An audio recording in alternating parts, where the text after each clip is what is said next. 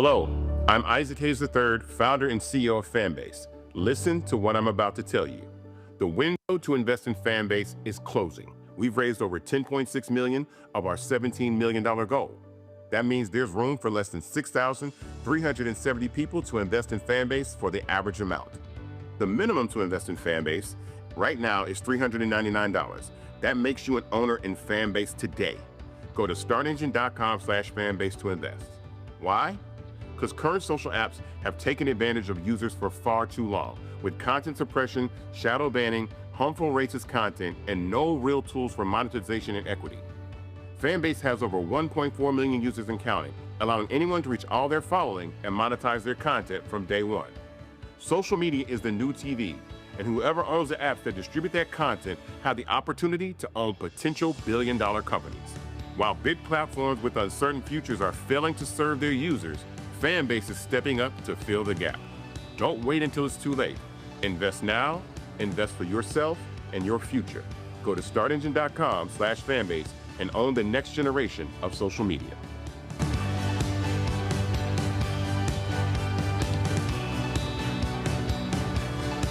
Folks, Black Star Network is here. Hold no punches. I'm real revolutionary right now. Support this man, Black Media. He makes sure that our stories are told. Thank you for being the voice of Black America, Roland. Stay black. I love y'all. All momentum we have now, we have to keep this going. The video looks phenomenal. See, there's a difference between Black Star Network and Black-owned media and something like CNN. You can't be Black-owned media and be scared. It's time to be smart. Bring your eyeballs home. You dig?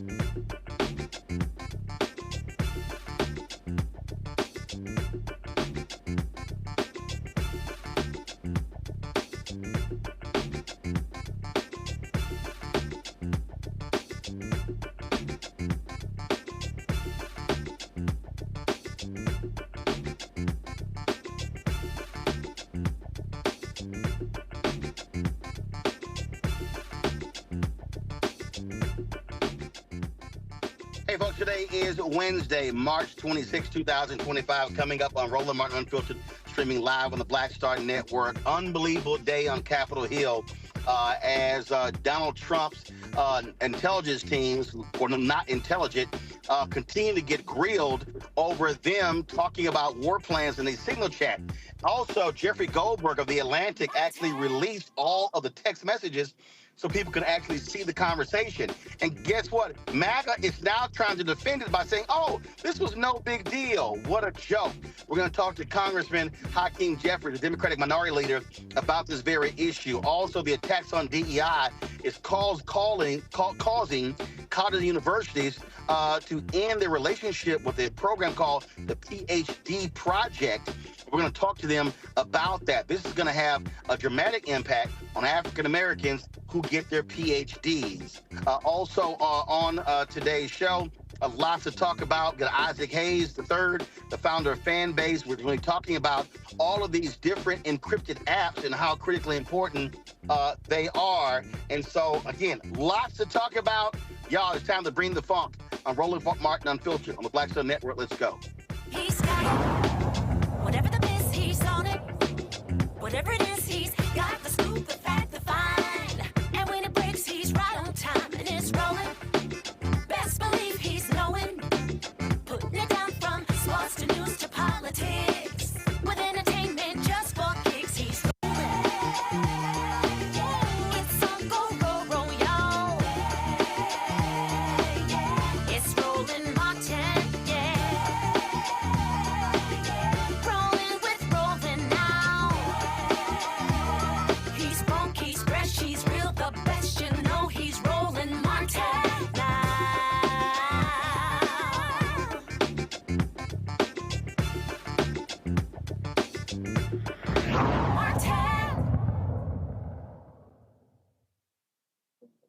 White conservatives have been on a witch hunt targeting DEI everywhere, in government, in academia, in corporate America as well. And so one of these crazed, deranged folks was talking about the PhD Project, which is an initiative to help place African Americans in various PhD programs. They were working with universities to make this happen. Nothing nefarious about it. Many of the universities thought it was great. Well, once these conservatives start complaining about it, and then you take Donald Trump trying to cutting off the funding to colleges and universities over the DEI, that changed everything. And many of these universities began to drop their partnership with the PhD Project. Joining us right now to discuss this is Alfonso Alexander. He's the interim president and CEO of the PhD Project. Alfonso, glad to have you on Roland Martin Unfiltered. Look, I'm calling it a witch hunt. I'm calling it exactly what it is. You have these white conservatives who attack DEI, and what they want to do is, and I've been saying this here, the desire is to actually defund Black America. They want to cut the pathways to education, get rid of affirmative action in education. They want to target contracts as well. And we're not talking about how they frame it. These are extremely smart and brilliant African Americans. And so they want to create this whole notion that these people are not there because of merit, and that's totally BS. Absolutely. First, Roland, thanks for having me on here and letting me share and talk about what the PhD Project does. But more importantly, the people that we have served have always been really the best and brightest. A PhD Project recruits individuals who are in business and or excelling in academic areas and have the aptitude and the quality to become PhDs. We then bring them in, teach them what it takes to become a PhD, what the process is like, and then they go out and apply for PhD programs all across the country based on their merit.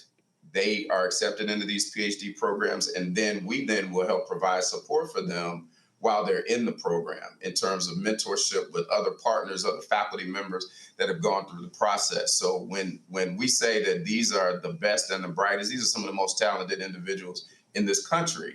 And they prove it by getting accepted into these schools and then matriculating through the process successfully. So, first of all, when did the PhD project start? PhD project started 31 years ago and has been doing this work successfully and without any problem up until literally about 2 months ago. That's when all of the things really started coming out. 31 years ago. Is it only been African Americans, or is it African Americans and other people of color? Other people of color historically, and so not just limited to African Americans. How many people have come through the PhD project in all of these years? In all of these years, about 1,600 have come through the process. We have about 250 each year that are at varying stages within their PhD program, but about 1,600 in total have come through the process, project, some still active teaching and researching on college campuses. So what is the net effect of this? First of all, how many colleges and universities have dropped the partnership, and have some remained? So what is the state of these relationships? Sure. So the net effect is evolving, but at this point, we've lost about 20% of the universities that have either just, said, hey, we have to completely sever our relationship, and others are saying, hey, we're severing it for now. If there's a possibility that we can come back and work with you and again in the future, then we may do that. So that's one piece of it. The other piece of it, though, is what we've had to do. We've had to evolve. And so we recognize the environment that we're operating in now. So, we had to take a posture from a strategic standpoint to be sure that we still to provide opportunities for the people that we have always served. So we opened up our application, allow other people to participate in the program. So we So when you say other people, do you mean white? Anybody who expresses a commitment to helping to expand the pool of talent in corporate America and on academic institutions.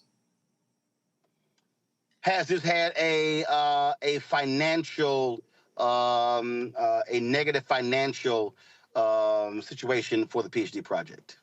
We have, and fortunately for us right now, this is towards the end of our fiscal year. So the impact next fiscal year, which starts in the summer, is potentially greater.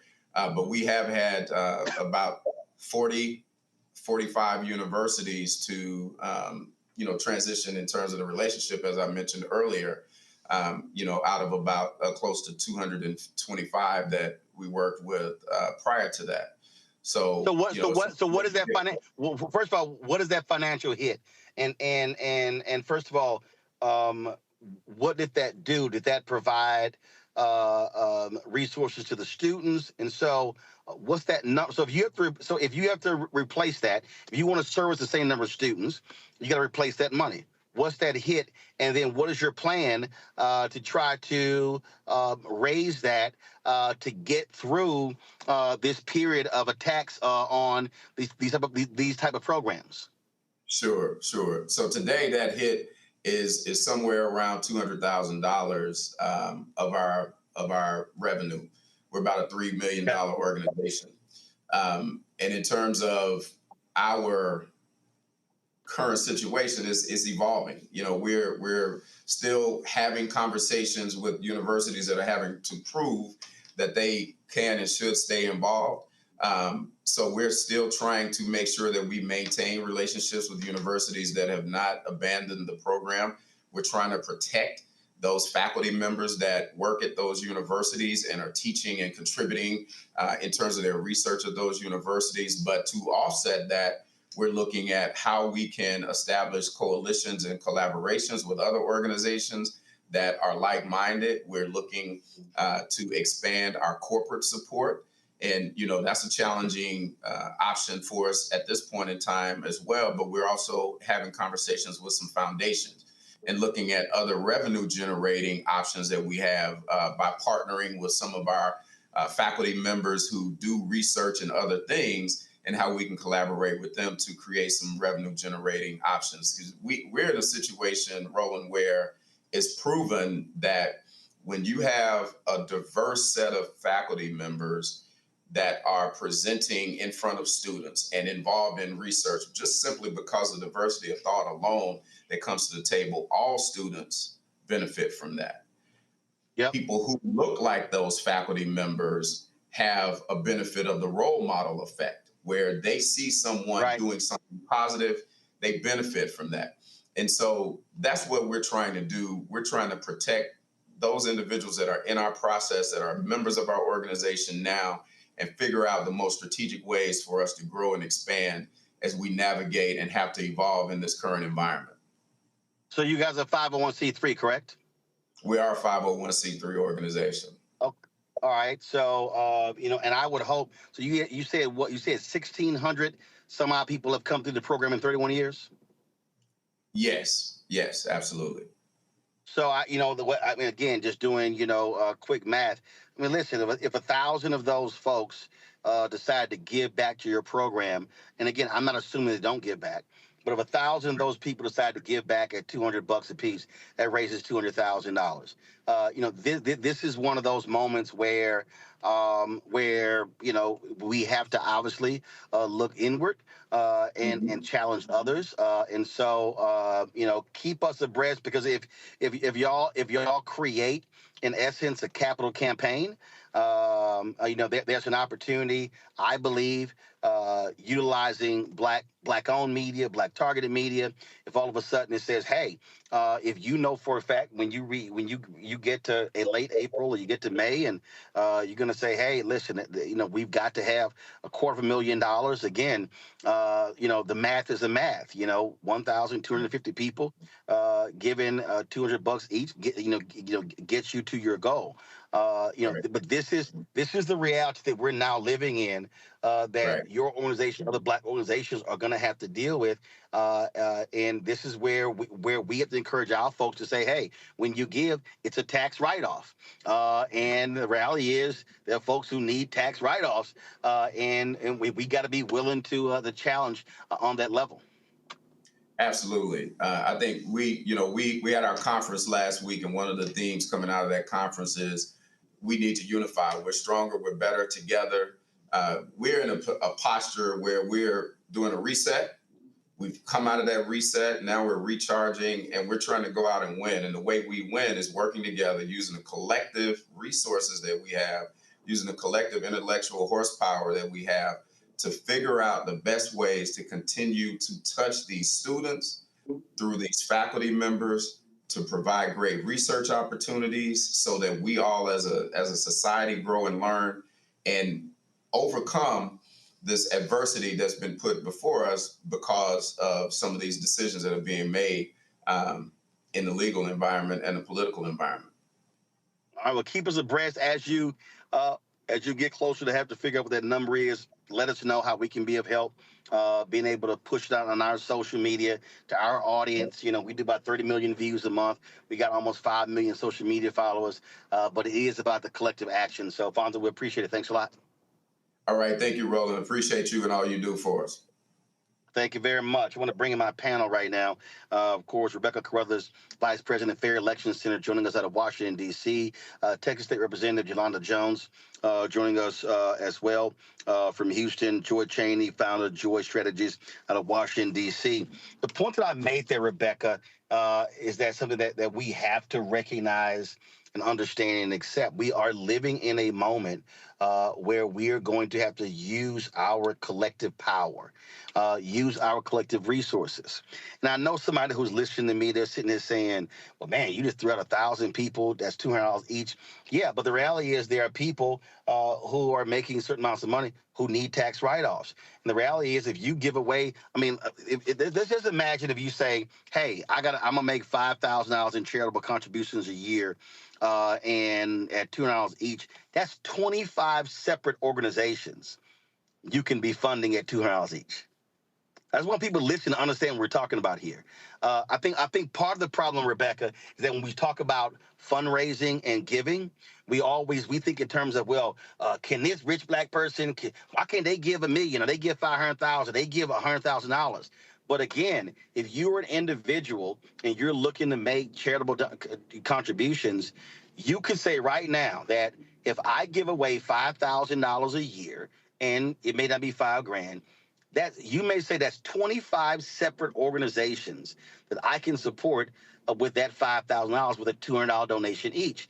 That it all matters. We have to be thinking this way because they are attacking, and I keep saying this to black people, they are literally attacking the black civil rights, economic, and educational infrastructure. They want to defund black America. That is the goal of Christopher Rufo, of Donald Trump, of MAGA, the GOP, Project 2025. You know, Roland, what's really interesting is that in America, Black Americans typically get the least when it comes to government contracting, typically get the least when it comes to government resources, typically get the least when it comes to even corporate and private money going into our community. However, we're still able to thrive. So as you're talking about what's happening and what's being and Black folks being targeted here, it's because we keep excelling. When you look at the PhD project, understanding that more and more Black Americans are enrolling in these postgraduate programs, and we're over indexing because we're brilliant. We've been doing this with the least amount of resources. So to your point, there is something that we can do as a collective. We did it before. We did it before the Civil Rights Acts passed in the 1960s, and we're going to have to return back to that. After all, we know that that over $1 trillion goes to the Black community when it comes to spending. And so now it's time for us to start to spend and invest in ourselves. For many years, many of us have called for reparations for Black Americans in this country. At this point, we know this current government is not going to deliver on that. Previous quote unquote friendlier governments haven't delivered on that. So it's imperative for us to step in and start to invest in our own communities. Absolutely, and it's being much more decisive and clear, Joy, with the dollars in terms of what we're spending things on. If we start taking stock, and again, listen, I don't care. Listen, if you want to do designer purses and shoes, if you want to do bags, if you want to do ties, if you want to do athletic shoes, all those different things along those lines, but it's also being very cognizant of who is that actually helping? Who is that actually funding? What is it actually going to? I was having a debate with somebody, and they were telling me they felt that, this is about 3 weeks ago, they felt that the boycott against Target would be ineffective, that those things just don't work today, that we need to have a plan of action for the suites and not the streets. And I said to this person, I said, I understand your point. I said, but here's I think the point that you're losing out on. I said, and that is for the people who are organizing the boycotts against Target, what they also are doing is they are using this in a way to organize and mobilize. I said, see, you still need, and I had to remind, I said, you still need the streets organize and mobilize to impact whatever you're trying to do in the suites.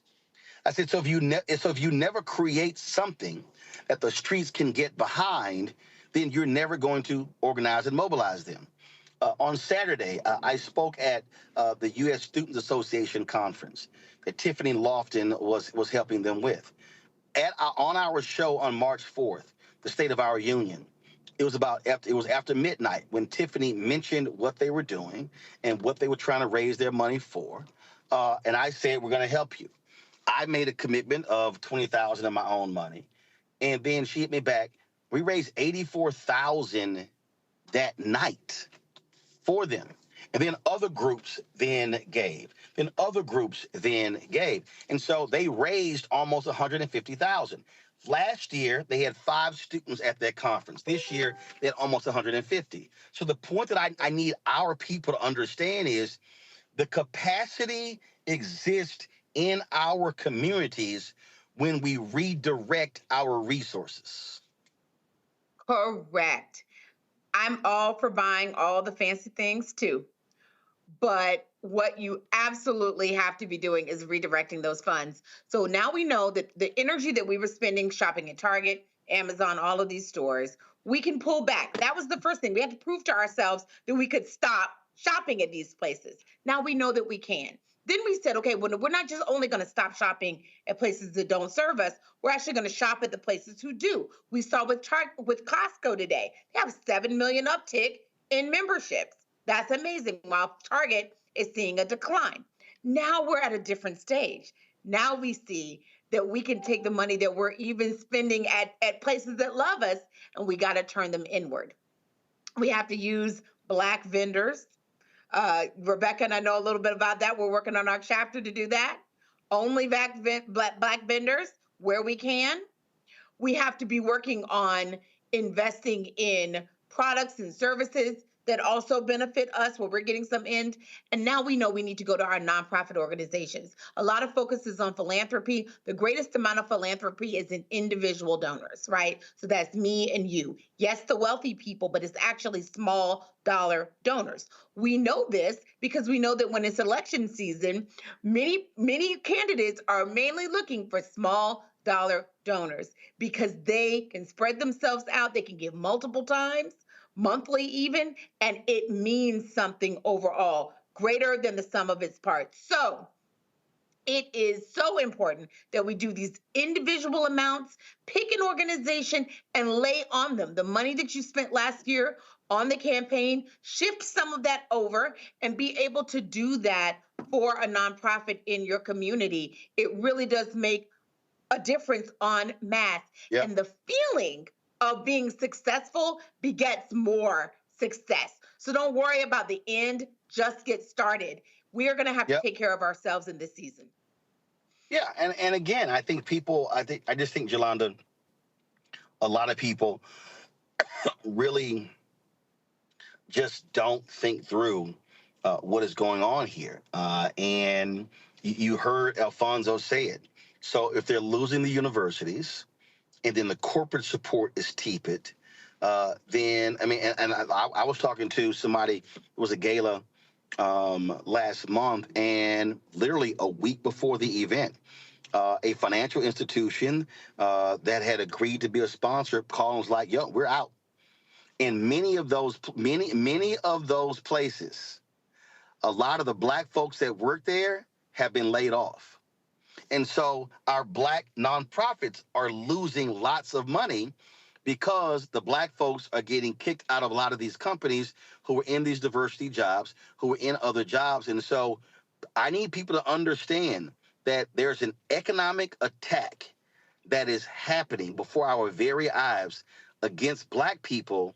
And what we need to do is penalize the people who are economically attacking us and redirecting our dollars, or as Dr. King said on April 3rd, 1968, in his final sermon at Mason Temple, when he said, Jesse, what do you call it? We must redistribute the pain and withdraw our dollars. Go ahead. And here's what I believe in boycott. I know there are people that think boycotts don't work, but boycotts work.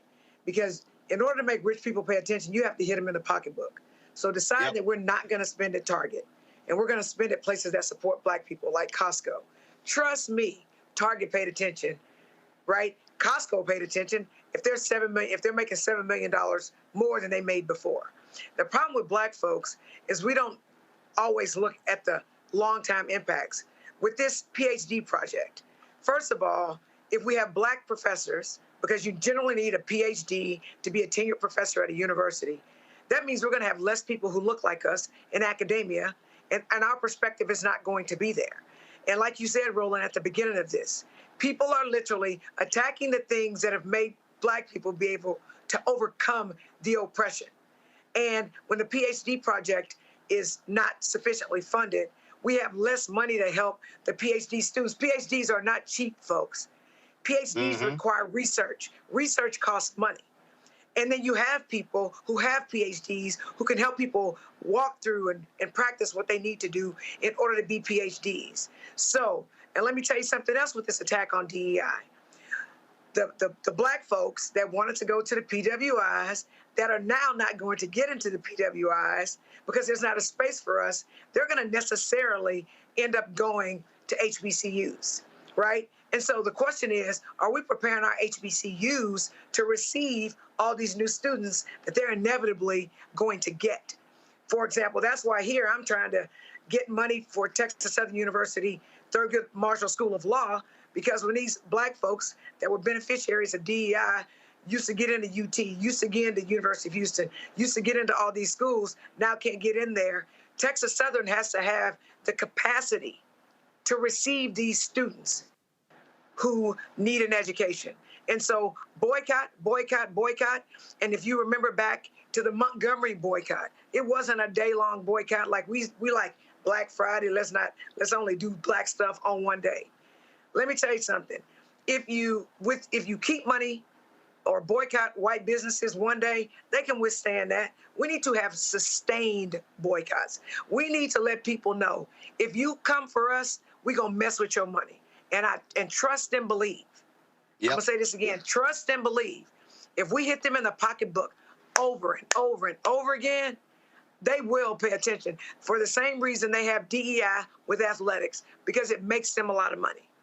So we need to go back to our thoughts during segregation, because at least in segregation, we knew our enemy, and we knew that if we didn't take care of ourselves, we weren't going to be taken care of.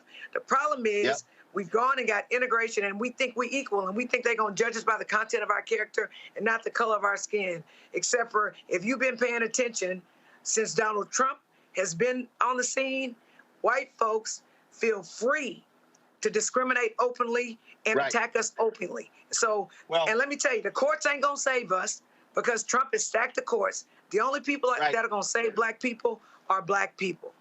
Well, and that's why, again, I think folks need to understand what is happening, y'all. It's real. This is not an exercise. It is real. Trump is gonna be there for 4 years. They are trying to lock in the power apparatus.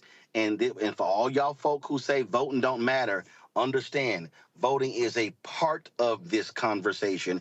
It's not the conversation, but trust me, we're seeing what happens when we don't show up, who gets in control, and how they then use that power against us.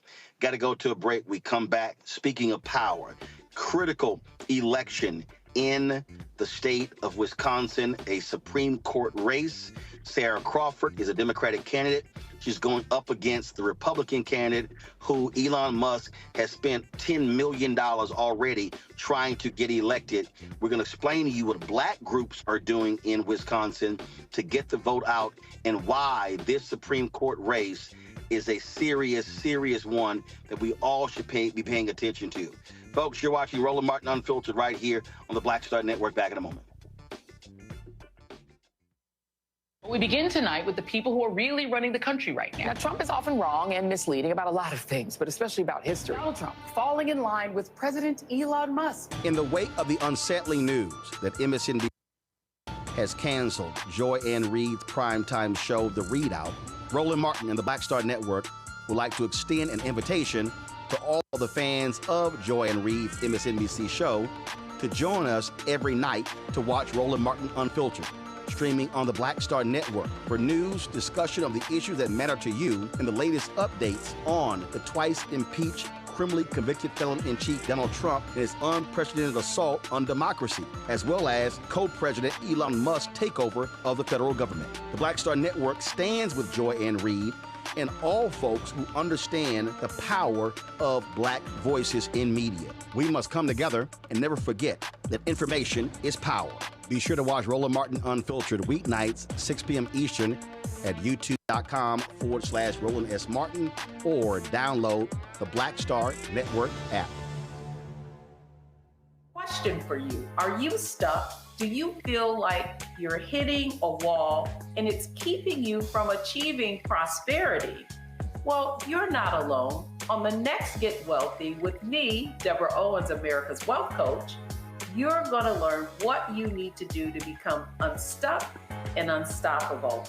The fabulous author Janine K. Brown will be with us sharing with you exactly what you need to do to finally achieve the level of financial success you desire through your career. Because when I talk about being bold in the workplaces, I'm talking about that inner boldness that you have to take a risk, to go after what you want, to speak up when others are not. That's right here on Get Wealthy, only on Black Star Network.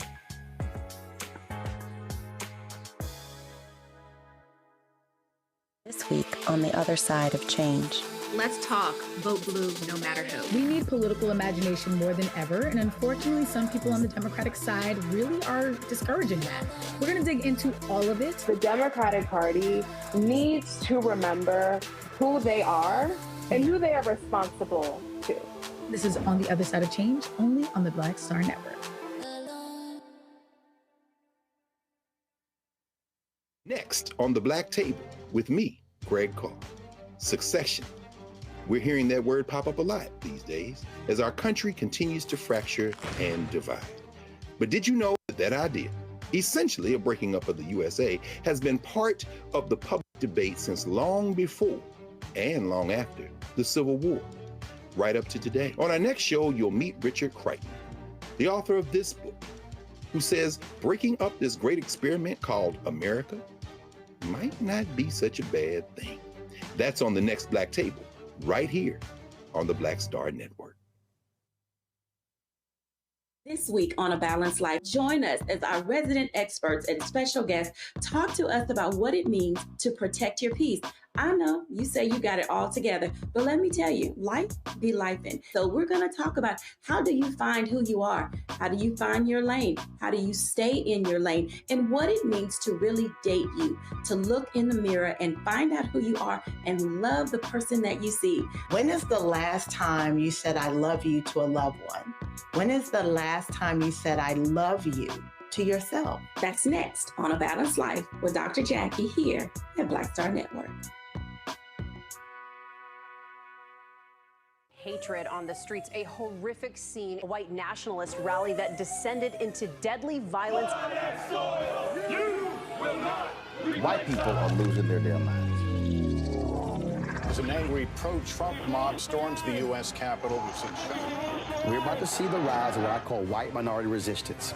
We have seen white folks in this country who simply cannot tolerate black folks voting. I think what we're seeing is the inevitable result of violent denial. This is part of American history. Every time that people of color have made progress, whether real or symbolic, there has been what Carol Anderson at Emory University calls white rage as a backlash. This is the rise of the Proud Boys and the Boogaloo Boys. America, there's going to be more of this. Here's all the Proud Boys, guys. This country is getting increasingly racist in its behaviors and its attitudes because of the fear of white people. The fear that they're taking our jobs, they're taking our resources, they're taking our women. This is white fear.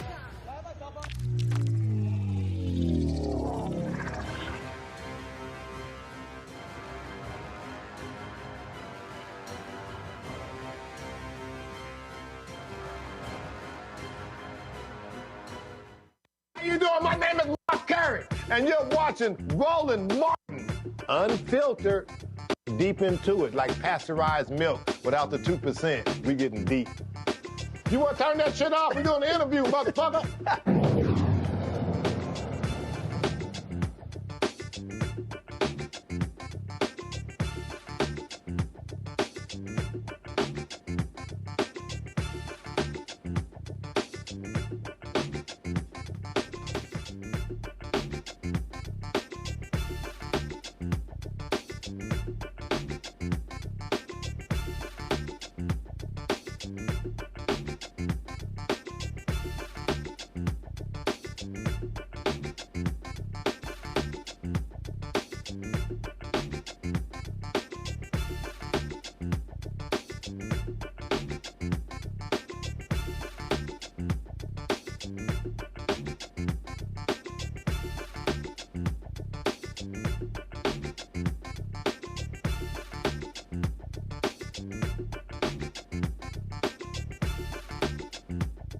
Folks, it's a huge election in the state of Wisconsin on April 1st.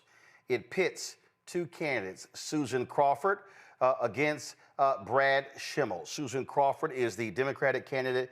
And why is this a huge race? Right now, Democrats have a 4-3 majority on the Supreme Court. And this is all about who is going to have control when it comes to the ideological direction of the court. In the last decade or so, it has been very much a hard right court. They have stripped the Democratic governor, Tony Evers, a lot of his powers. The Republicans in the legislature, because of political gerrymandering, have been able to do all sorts of things. But last year, Democrats were able to win a critical seat by 11 points, giving them the 4-3 majority. That changed congressional makeup, state makeup, ballot drop boxes, all of that. And so the black vote in Wisconsin is going to be extremely critical. Danielle Cross joins us right now. She's executive director of Metcalf Park Community Bridges, Inc., a grassroots organization dedicated to ensuring the residents have an informed, active voice in the decisions affecting their community. So Danielle, exactly what are y'all doing? How are y'all getting people to understand what's going on in this race? This is a race where Elon Musk has dumped upwards of $10 million trying to elect Brad Schimmel. So it's real clear where MAGA stands. Yes, what we're doing, what we always do, is we are a grassroots organization. We go door to door, and it takes time. We talk to people. We start with education because we want people to know how these races and these positions affect their everyday life. And I think that's what's really been missing, is that people think about this in the abstract and not that this could possibly affect my community, my family, my children. And so that's what we do. We educate folks door to door. We use the people in the neighborhood because they already have relationships. And so the community talks to the community. And that way we get people interested in voting. And I believe that in Metcalf Park, the last election, we was able to increase our voting by 5%. And so it's incremental steps, but we've been doing it for a while. Voting engagement is something that we do every day, not just at election time. So what are you actually saying to the voters? What are you saying to them to get them focused on turning out in this huge race? Because, look, it's a special election. Oftentimes, you don't see a huge turnout in such races. And so turnout is even more critical, and a big black turnout could be the difference between winning and losing. Well, because we're nonpartisan, we don't tell people the specifics. What we do is give them the information. We help them to learn how to Google these folks and to figure out if the things that they have been a part of in the past is something that benefits them personally, benefits the community. But our main push is that because we're doing work in so many different areas, we have a lead crisis, we have a housing crisis. What we tell our folks is that it is important that our community has political power, that our elected officials know that they will vote them in and vote them out according to how they respond to the concerns of the community. And so what we're trying to do is get the voter turnout. We don't encourage people to go one way or the other, but what we do have a primarily black community, 89%, and we have a growing Hmong and Latino population. So our community is black and brown. Do you tell them who supports one candidate, who supports the other? Again, MAGA is dumping lots of money in the Brad Schimmel race. Progressives are dumping money in Sarah Crawford. Some $81 million has already been spent solely in this Wisconsin race. And in fact, according to, go to my iPad, Anthony, according to the Wisconsin Manufacturers and Commerce organization, it dropped the poll, this is a March 12th, shows that it is a 47-47 tie between former Wisconsin Attorney General Brad Schimmel and Judge Susan Crawford. So absolutely every vote is going to matter in this race. Our organization don't tell people what is at stake. But we do partner with other organizations that have the ability to do that. We partner with 501c4s in the community. because they have the ability, the legal ability to make those things clear. Our primary job is to get people to the table so that they can be informed and make their decisions themselves. All right, then. Well, Danelle, keep the good work. Keep the work up. Listen, y'all got just a few more days before April 1st. Again, it is a really, really important race. You can't say it. I can't say it. If y'all are in Wisconsin, Susan Crawford, because when you talk about civil rights, voting rights, when you talk about things along those lines, there's a huge difference between a Supreme Court Justice Crawford and a Supreme Court Justice Schimmel. And again, that's me talking, not you, Janelle. We appreciate it. Thanks a lot. Thank you so much for having me, Roland. All right, y'all, keep up the good work. Thanks a lot. And look, this is hugely, hugely, hugely important. Jelana, too many people don't pay attention to state Supreme Court races. But if we talk about what happens on the federal level with the United States Supreme Court, that's what the state Supreme Court does. You're there in Texas. Part of the problem in Texas is you've got a rabid right-wing MAGA Supreme Court, and if people in Texas would actually vote, they could get voted out. When Beto O'Rourke ran against Greg Abbott for governor, 75% of young people 30 and under did not vote in the election. Texas has more registered eligible African-American voters in any state in the country, and black folks in Texas should be voting, I always say, at that 70% level. And again, if black folks in Wisconsin turn out, last year, the Democratic candidate in Wisconsin won that seat by 11 points.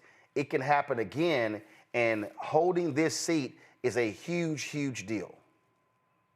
So, as she was speaking about, Roland, she said she tells people what's at stake. So let me tell people from Wisconsin what's at stake. First of all, there's a liberal majority right now, slim, 4-3, as you said. The person that's retiring is a Democrat. So the Republicans literally have the opportunity to take that court back, which is why Elon Musk and his super PACs have contributed $17.5 million to a race because they know that's where the power is. Soros has given $1 million. So clearly the Republicans have a hard-on for this seat. But let me tell you what's at stake. Labor rights, you want a fair day's pay for a fair day's work, and you want someone who supports unions, you better support Crawford. Now, if you're rich, you might not need to get a fair day's pay for a fair day's work. But if you're not, you need fair labor laws. If you believe in a woman's right to control her body and her family, then you better pick Crawford and not this person that Elon Musk, and we don't need to guess what Elon Musk does when he's in power. All we have to do is look how he's running this country right now, because Donald Trump literally listens to that man. You want to know what else is super, super important? Redistricting is coming up. The Republicans have gerrymandered in every state where they've had control and made it where we do not have equal representation based on our vote. They marginalize and they dilute our vote. So that's what matters when the Supreme Court is one way or the other. So when you file your little lawsuit in your local court and it gets appealed up to the courts like the Supreme Court, like the courts of appeals, you have a whole bunch of Republicans who are going to rule against you all the time. So if you get in a wreck and somebody injures you, the Republicans don't want for you to get the value of your injuries. If the police kill you, the Republicans are going to always rule against you. So I don't work for a 501c3 or whatever. Let me tell you, we better vote like our lives depend on it everywhere, but especially in Wisconsin, because the Supreme Court is as high as it gets. And we need cover. We need people who are going to fight for our issues, and working people issues are dealt better with Democrats. So that's what we need to do. And we better get out and vote, because I promise you, even people that voted for Trump, and for some reason they thought that they were in the in crowd, they're finding out they're losing their jobs. The cost of groceries ain't gone down. Our public schools are being taken over. Our kids aren't being educated. Right. And we didn't think it could. And if you think it can't get worse, it can. So let me walk people through this here, Rebecca. And here's the whole deal. So incumbent Justice and Walsh Bradley is retiring. Races in Wisconsin are nonpartisan, but Sarah Crawford has been endorsed by the state Democratic Party. Brad Schimmel is the former Republican Attorney General. As Yolanda said, Elon Musk and his PACs have dumped a ton of money into this particular race. And as you see here, the 2025 race will determine whether the liberals will retain their 4-3 majority or if there will be a 3-3 split, because Justice Brian Hagedorn is a conservative-leaning swing vote. In 61 cases, Hagedorn was in the majority for 50 of those cases, more than any other justice. He voted with liberals and conservatives 24 times each. But the key here is controlling the court, not hoping and waiting to see how one person votes.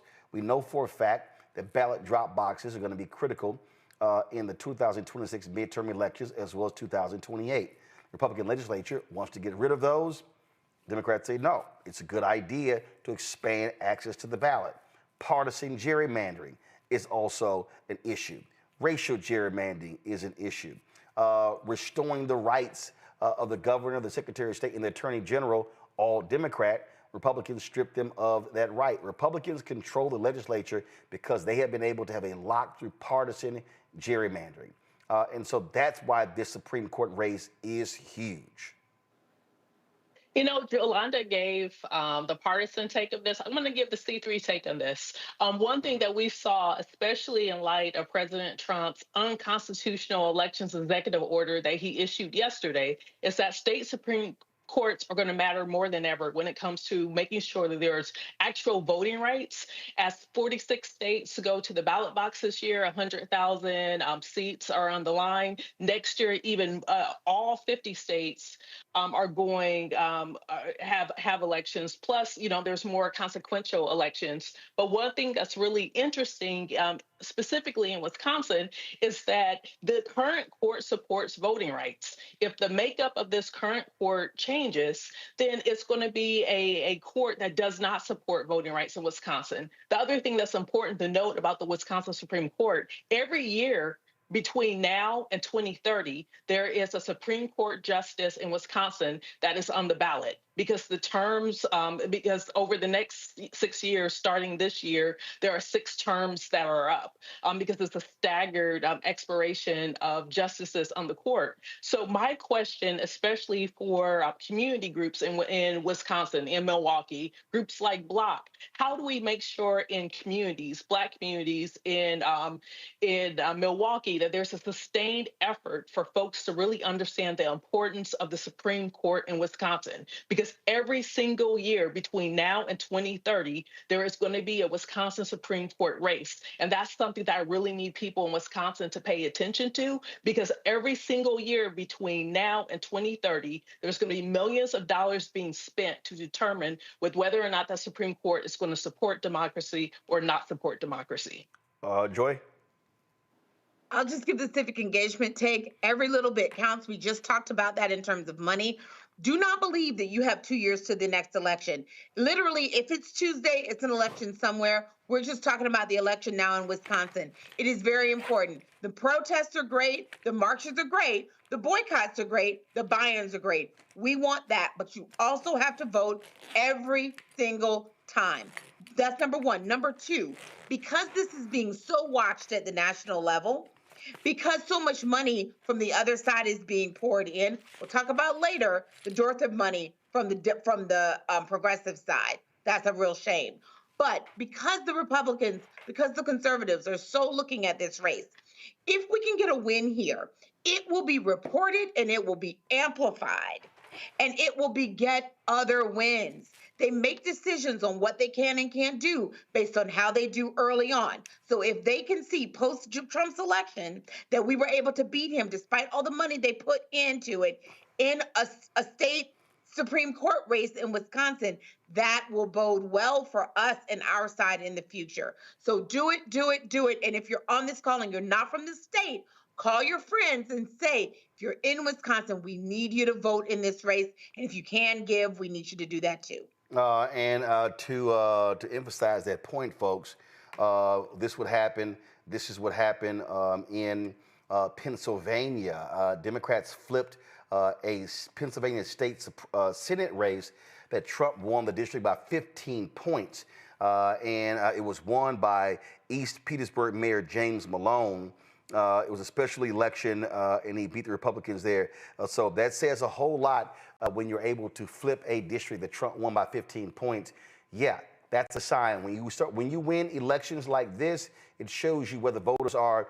And what did he campaign on? He didn't run away from anything. He campaigned on attacking Trump, Elon Musk, and Doge. Democrats had better wake up and pay attention. Got to go to the break. When we come back, we're going to talk about that. Congresswoman Jasmine Crockett. Boy, the right keeps calling her ghetto and trashing her because she's been giving them hell. Now they're trying to go after her because she said something, criticized Texas Governor Greg Abbott. Well, guess what? She didn't mind them. She went to the halls of Congress and did her job. And wait till we show you what happened in a hearing today on Capitol Hill. Speaking on Capitol Hill, more contentious hearings regarding these Republicans and these Trump folks when it comes to the Signal Gate. They keep lying by saying this was no big deal. Now they're trying to attack Jeffrey Goldberg with The Atlantic. Y'all just lying, so y'all might want to slow your roll. We'll be joined the next hour by Democratic House Leader Hakeem Jeffries on the show as well. So lots more to break down. Don't forget, support the work that we do. Join our Bring the Funk fan club. Our goal is to get 20,000 of our fans contributing on average $50 each a year. That's $4.19 a month, 13 cents a day. And folks, look, you can't give that, give less, we understand, give more, that'd be great. We purposely don't charge a subscription. So we don't have a Patreon, we don't have a Substack, we're not making you pay for the content. The goal is for our content to be widely available for as many people across the country and the world to be able to access, so your support makes that doable. There are no millionaires and billionaires cutting us checks. It's regular, ordinary people who are doing that. We appreciate every single one of them. And so if you want to contribute via Cash App, here's the QR code. With Stripe, you can also use a credit card for Stripe. Click the Cash App button to contribute. You can also send your check and money order to P.O. Box 57196, Washington, D.C., 2003 7-0196. PayPal, R. Martin Unfiltered. Venmo, RM Unfiltered. Zelle, Roland at RolandSMartin.com. Roland at RolandMartinUnfiltered.com. We'll be right back.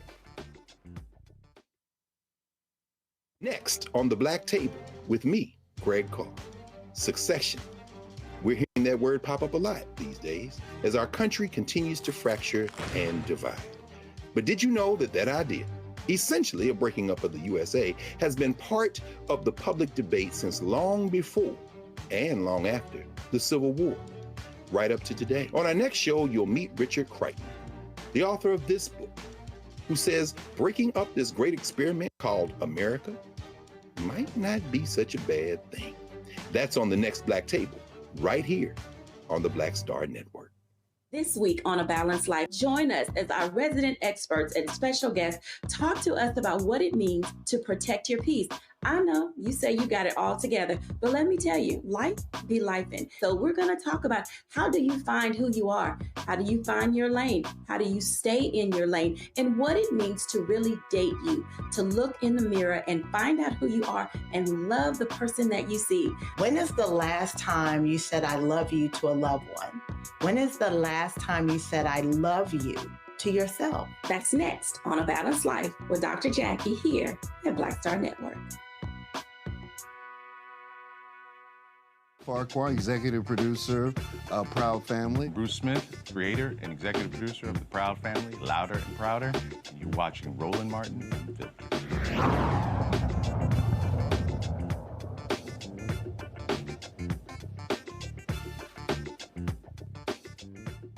Oh, the right wing really upset because Congresswoman Jasmine Crockett, during a speech to the Human Rights Watch, ripped Texas Governor Greg Abbott. She made a comment that they claimed was being insensitive because he is in a wheelchair. And so what has resulted is that you got some Republicans who are demanding that she be censured for her comments. Okay, quite interesting. Then, of course, what you have is, and they've been doing this really since she got to Congress, many of them don't like what she has to say. They don't like the style that she has to say. So they've decided that, you know what, we're going to call Jasmine Crockett, we're going to call her ghetto. They use all kind of other racist language to describe her. They are angry and upset. They don't like her vernacular. They criticize her about her eyelashes. All they do is attack.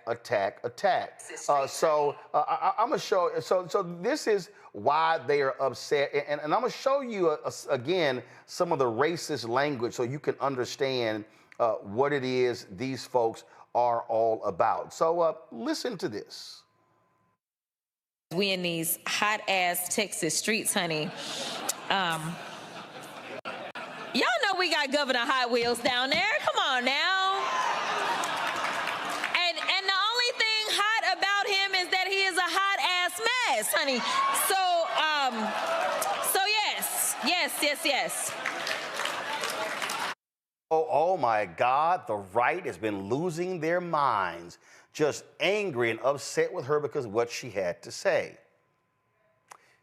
Here's a couple of tweets. So here's Matt Walsh. Now, we all know Matt Walsh is an absolute asshole racist. I mean, that's not even up for debate at all. He is real quick to show his racist ways. And so this right here is his statement. Now, I keep telling y'all, and they've been doing this. Go ahead and leave it up. But they've been attacking her. They have been making these comments ever since she got there. Oh, she's ghetto. She's ghetto. She's ghetto. That's what they use. Now, when they use ghetto, they are being very racist. Matt Walsh, it's not remarkable that a trashy ghetto dimwit like Jasmine Crockett would make fun of disabled people, blah, blah, blah, blah, blah.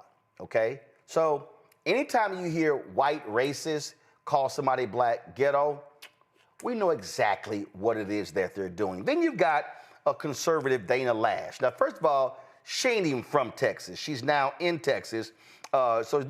She's from St. Louis, so she goes, except she's not ghetto, though. I grew up in St. Louis. She went to the most exclusive and expensive private school in the area, if not the state, MICDS. She was born into privilege, educated in privilege, and grew as an adult into privilege. Her attitude is cosplay. So that's what they say. So I guess for them, if you're black and you've gone to a private school and you've attended college and you've got your law degree, then this is how you should always talk. You should always have a clear command of the King's English in order to show you who they are. So these white people are far more comfortable with how you talk. See, what these racist white folks like poor Matt Walsh and Dana Lash don't seem to understand is black people, we're bilingual. Black people, we're trilingual. We have the ability to speak in multiple ways, in multiple settings, at any given time, and we, guess what? Give zero fucks what y'all think. We really don't care. And so the reality is, anybody watching Jasmine Crockett, nobody is sitting here going, oh my God, I'm offended that she said out here in these streets. Well, guess what? Black people who go to private schools use such phrases. Oh, I'm sorry, your delicate sensibilities would call that ebonics. No, because you know what? Y'all white ass hip hop listening kids say the same thing. You know why? Because y'all desperately want to be black. You sit your asses in the sun all goddamn day and night trying to be as crisp as you possibly can. You listen to our music. You salute the sports stars that we have as well. You wish your ass could be rich like Oprah. You wish you could sit here and ball like LeBron. You would love to be Russell Williams, married to Ciara. And you guess what? Y'all love our clothes, our styles, and every damn thing else. But now y'all upset because a private school educated black woman, y'all like she's come from privilege, she shouldn't be talking like that. I don't understand how y'all have the audacity and the unmitigated gall to sit here and criticize Jasmine Crockett by using your, oh my God, she is trash. Oh my God, she's this. Y'all criticize her eyelashes, and then y'all salute bleach, blonde, bad built, butch body, ignorant ass Marjorie Taylor Greene? Listen what this dumbass actually said today to a UK reporter. Matt Walsh, if you want to call somebody trash, here is Exhibit A. Yep. Anybody else? Should the defense secretary? What country are you? Wait, what country are you from? The UK. Okay, we don't give a crap about your opinion and your reporting. Why don't you go back to your country where you have a major migrant problem? Okay, and you no. You should care about your own borders. Do you care about American lives being put at risk? Let me tell you something. Do you care about people from your country? What about all the women that are raped by migrants? Do you care about by migrants? No. Do you care? Okay, you're done. Do you care about American lives being put at risk? You know what? I don't care. Service members fighting for your country. I don't care about your fake news. Do you have a relevant question? Yeah, this is an American journalist. Thank you. I'm an American, and I'd like to hear your answer to what she's asked. I'm not answering her question because I don't care about her network. If you would like to ask, I can answer. Do you have any concerns whatsoever about the complete disregard of operational security from the top level of this administration? You want to know about complete disregard about operational? Matt Walsh and Dana Lash, if y'all want to see trash, this is trash. If y'all want to see trash. But see, y'all love to sit here and run your mouths, and you want to sit here and talk about other folk. And I just want y'all to know, Jasmine Crockett don't really give a damn what y'all think. Just want to let y'all know that. But y'all are real good with the BS. And see, y'all got to understand, so all the conservative media, see, they were all yesterday trying to attack Congresswoman Jasmine Crockett because they wanted to get away from Signalgate. They wanted to get away from what was really going down with all the lies from these Republicans. So they thought, oh, well let's just sit here and, you know, let's just change the subject, you know. But then you got, I mean, y'all do remember Bobbitt, little Goldberg. Y'all remember, you know, that's the one who was in the movie theater. Come on, move. Thank you. Y'all remember this one here? Y'all remember right there? You know, then she lied about it. Yeah, that's, y'all want to call somebody trash and ghetto? Right there. This fool right here. That's trash and ghetto right there, all day, every day. And she might want to be concerned about her little crazy ass kids who got some issues as well. Then you got this fool. Then you got this fool here. Now the same Boebert. Now she trying to threaten D.C. She don't like the fact that Democrats with the Gulf of America, which is stupid, it's called the Gulf of Mexico. And so now she's trying to say, well, we might change the District of America. Listen to this fool. I would caution my colleagues on the other side of the aisle to refrain from making fun of the Gulf of America, because next up, you know, may end up be the District of America that we're working on. So just, you know, keep the jokes at bay, and, you know, maybe we'll just stick with the Gulf of America for now. No, we ain't sticking with nothing. We're going to call you what you are, a dumbass fool. That's actually what you are, and so I'm just going to call it what it is. But I just want y'all to understand, the racists, they can't use the N-word. Well, then, not really, because Trump and Elon will give them approval. So what they want to do is, damn, we can't call you the N-word. We can call you ghetto. See, they got all these different euphemisms and different names what they want to call you.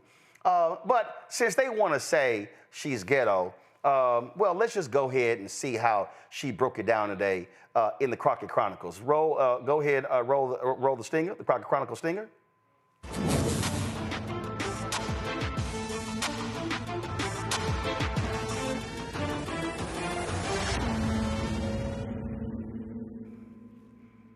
All right, so they've been demanding the Congresswoman apologize. She's like, nah, that ain't happening. And she lit that ass up today and had some choice words for Fox News.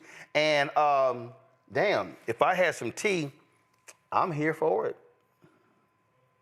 It should not be surprising that the president is doing everything possible to make it more difficult for the media to hold him accountable and for the public to be informed about his reckless and illegal behavior. Yet here we are.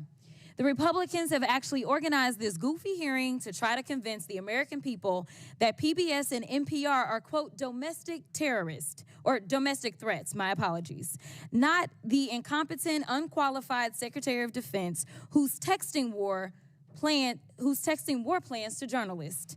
But it's y'all, PBS and NPR, the American people are supposed to be worried about. You can't make this up. It's as stupid as it sounds. The American people should be worried about the president threatening to investigate NBC for treason for reporting on his felony convictions, or arresting reporters and stripping networks of their licenses for not saying nice things about him or not using Gulf of America. The Republicans' witness, Mr. Gonzalez, went so far as to suggest that because NPR and PBS reported on the murder of George Floyd, they, quote, represent a danger to our physical health as well as to civic health of our body politics. Ms. Mayor, do you think reporting on the murder of George Floyd and highlighting instances of systemic racism is a domestic threat to America? Thank you, Congresswoman. I believe it's our responsibility to report on all issues of interest to the American public. Thank you so much. Ms. Kerger, what about you? I agree. I think it's important for us to report on the important news of the day. So let's talk about the critical role of public media. During his first term, President Trump's own Department of Homeland Security highlighted the importance of public broadcasting's role in public safety. In 2018, his administration stated, quote, PBS and local public television stations play a crucial role in protecting communities by delivering essential information to individuals and first responders. These benefits are all made possible by public broadcasting stations' unique reach, reliability, and role across America, and are especially vital in rural and underserved areas. Madam Chairwoman, I would ask unanimous consent. I seek unanimous consent to enter into the record the 2018 Without report. objection, so ordered. And Madam Chair, I also seek unanimous consent to enter into the record the 2019 report titled Modernizing the Nation's Public Alert and Warning System from Trump's... Without objection, so ordered. In the report, FEMA encouraged, quote, the use of public broadcast capabilities to expand alert, warning, and communication capabilities to fill gaps in rural and underserved areas. Mr. Ullman, what's a more significant domestic threat, reporting the murder of George Floyd or dismantling most of America's emergency communication systems? Can you please repeat the question for me, Congresswoman? Which one is more of a threat, reporting the murder of George Floyd or dismantling most of America's emergency communication systems? Dismantling the emergency systems. And isn't it true that in Barrow, Alaska is the only, isn't it true that KBRW-AM in Barrow, Alaska is the only broadcast service available in an area of more than 90,000 square miles? That is correct. It's also the North Slope, where the majority of all the oil production that comes from Alaska takes place. Thank you so much. And isn't it true that without these stations' broadcast, Americans in rural communities would lack access to life-saving information and public safety alerts? That is correct. So in your opinion, would eliminating funding for stations in rural America like WNGH, Channel 18, and the Chairwoman's District hurt Americans?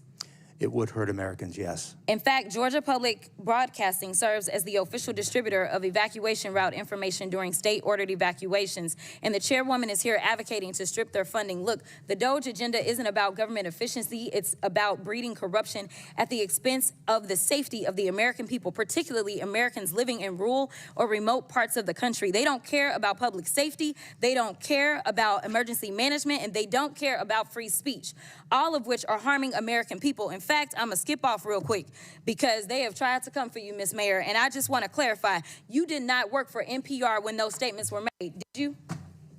That is correct, Madam And to Chair. be clear, free speech is not about whatever it is that y'all want somebody to say. And the idea that you want to shut down everybody that is not Fox News is bullshit. We need to stop playing because that's what y'all are doing in here. You don't want to hear the opinions of anybody else. And the Constitution says Congress shall make no law respecting or establishing of religion or prohibiting the free exercise thereof or abridging the... The gentlewoman's time has expired. The gentlewoman's time has expired. Well, shit. Handle your business, Jasmine. I'm so sick and tired of these damn racists, Joy. And that's what they are. They racist. All of you get out, you get out. That's all it is. They want to say the N-word so bad. And guess what? Y'all can go to hell with your censure. Because if you got that fool Green, you got that fool Andy Ogles, who lied on his campaign finance reports about a loan he got. You got the racist congressman there from Arizona. They could all go straight to hell. And so you gonna come for Jasmine Crockett, you coming for all of us. Absolutely. And I mean, nobody is worried about them censoring her. They are completely illegitimate. They are a joke. And frankly, if you do that, it's only going to mean more people are going to give to her. It's only going to increase her popularity. It's only going to make sure more people are listening to her and receiving her message. So do what you will. This woman is not worried about you calling her names, and neither are the rest of us. We are no longer falling for your ridiculous, racist, misogynist, misogynoir arguments. And by the way, the greatest threat to people with disabilities has been and continues to be now Donald Trump and the policies he advocates for. And that includes Greg Abbott and the things that he has done in the state of Texas. They are an existential threat to people with disabilities. So keep people with disabilities out of your mouth. When Donald Trump is eliminating DEI programs, what they forget to mention is that these are usually DEIA. A stands for accessibility programs. Donald Trump has actively stood up with his own mouth and disparaged people with disabilities, including around the time when we were talking about that plane crash in Washington, D.C., suggesting that you can't work if you are a person with disabilities. These people are ridiculous. No one is falling for it. And frankly, at this point, if they are complimenting you, that means you're not doing anything. You're doing their bidding. The only safe place, the only moral place to be in this moment is part of the resistance. And if they are attacking you, then that is the best sign that you are right where the Lord means you to be. And then, of course, you always got these loudmouth folk who show their asses, such as Michael Rappaport, Jolanda. And so he responded to my tweet where he called her a race hustler. And so this is what he posted. Let's be real clear. Michael Rappaport, you're not funny. You're not an interesting comedian. No way in hell I will even go see one of your shows.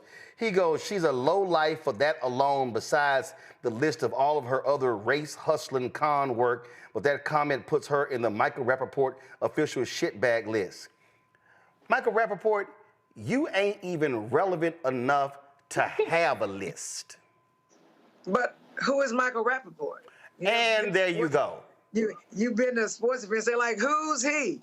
Well, that's what I have to say to him, first of all. Second of all, I have to say that sometimes you have to speak non-Queen's English in order to make your point. Third of all, they're jealous of her. They're jealous of the attention she gets. And since their intelligence doesn't afford them a grand vocabulary, then they have to try to do put downs like they're doing with her. I can't help it that the woman speaks in sound bites. I can't help it that the woman connects with people with our most base fears. I can't help it if she is not afraid to say what most people are terrified to say. And I know with older Black people who experience Jim Crow and segregation and lynchings, they appreciate that a Black woman is in the halls of Congress and can talk back to these white folks that were oppressing us. And guess what? They saying, keep on doing it, Jasmine. And you know what? If she didn't have the ball, they wouldn't be coming for her. Trust and believe that. Y'all mad. So first of all, is she too ghetto or is she too educated? I don't understand. Right. And why? And why? If I have the ability to, or the talent, like the qualifications to go to an elite school, now it's used against me, and you're telling me because I go to the best schools and I get an undergraduate degree and I get a law degree that I have to disassociate from where I'm from. I have to lose my Blackness. Why? That's actually believing that in order to be smart, you have to be white or you have to do white stuff. And like you said, Roland, and this is what you left out, how many of these people want babies with Black men? Because they trying to be us, right? And they buy fake hair. Somebody got fake hair, but we can't do it. They buy fake lashes. They put on fake lips. And when you have a person in Congress literally being disrespectful, who's representing the United States of America in another country, telling another country, you are not important, I ain't listening to what you got to say, then that's craziness. It's embarrassing. Hell, they should be saying, I'm embarrassed to be an American with what she's doing. And here's what's important about what Congresswoman Crockett does. She might get you because she is probably one of the best with comebacks, but she's talking about policy failures for them. I can't help it that she says it in a way that people believe it. Right. And when you speak, it's falling on deaf ears. Something else. She's fighting for the vulnerable. She was at the HRC, which is an advocacy group for LGBT people. Trump and Governor Abbott come for gay people, so she fighting for them. And it's Republican hypocrisy. Right. When they stand up, they disrespect President Obama, they disrespected Joe Biden, and Jasmine says something. And all of a sudden, it's an act of war. Listen, Trump called every governor names. He said here, you know, he called Gavin Newsom scum. He used all kinds of names, Rebecca. That's who these people are. So they ain't got no room to lecture nobody. Nobody. Rebecca, go ahead. Jasmine's not ghetto. She grew up in St. Louis with my cousin Bobby. Like, she's not ghetto at all. Here's the thing. I'd rather be Jasmine Crockett than Chuck Schumer, someone who's appearing to be feckless when it comes to protecting the rights of Americans and not properly standing up as a minority leader or as the opposition leader in the Senate. I would rather be Jasmine Crockett than an American Idol reject like Marjorie Taylor Greene. So, I mean, there's so many, like, they say it as if it's not a badge of honor. All of us on this panel here, all three of us on this panel, we're attorneys, we're Black women. I'm sure all sorts of our classmates wanted to call us ghetto, the N-word, and all sorts of other names because we're brilliant in how we show up, and so is Jasmine Crockett. I think it's great that she's being an effective voice that's cutting through the noise because we're not seeing enough of that in what should be the opposition party against this administration. So good for Jasmine. Well, it's real simple. We got some other stuff we got to get to, but listen, King Wallonius made it plain. I posted this on Instagram yesterday, and Instagram removed the audio. I don't know why they did it, but I'm just saying I'm in the mood for this here when it comes to just describing Marjorie Taylor Greene. So y'all keep the panel up, turn the audio up. So I just simply can't help myself for this King Wallonius hit song right here that I think is a banger.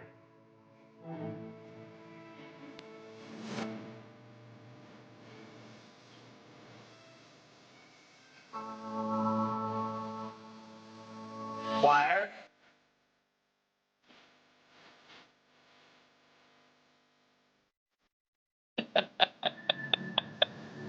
It's by Martin Taylor Greene.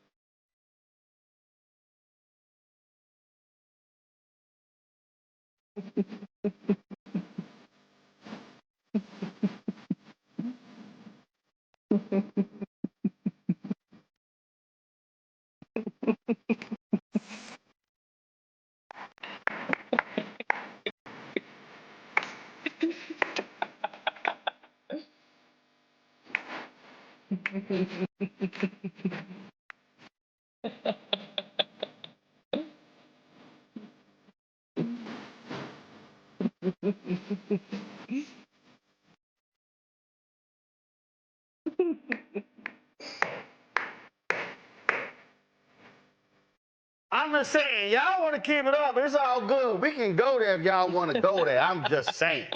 We'll go there if you want to. Black people.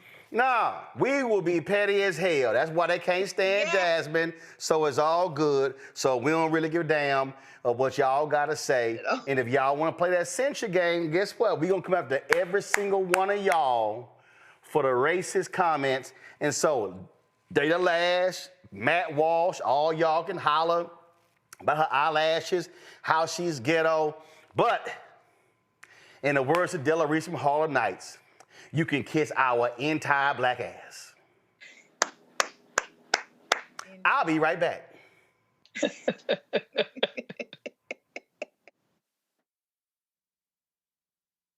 Next on the Black Table with me, Greg Carr. Succession.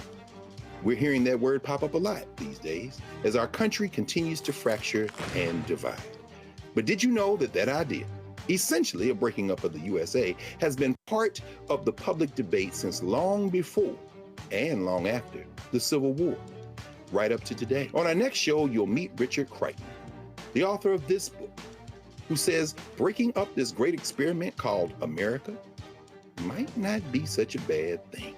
That's on the next Black Table, right here on the Black Star Network. What's up, y'all? Look, Fanbase is more than a platform. It's a movement to empower creators, offering a unique opportunity for everyday people to invest in Black-owned tech, infrastructure, and help shape the future of social media. Investing in technology is essential for creating long-term wealth and influence in the digital age. The Black community must not only consume tech, we must own it. Discover how equity crowdfunding can serve as a powerful tool for funding Black businesses, allowing entrepreneurs to raise capital directly through their community through the Jobs Act.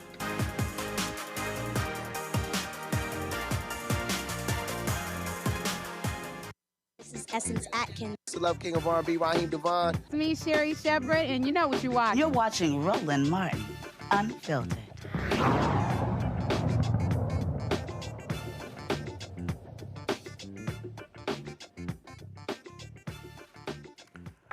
I done told y'all these Republicans in Tennessee are just beyond stuck on stupid. They act a fool all the damn time. Well, guess what?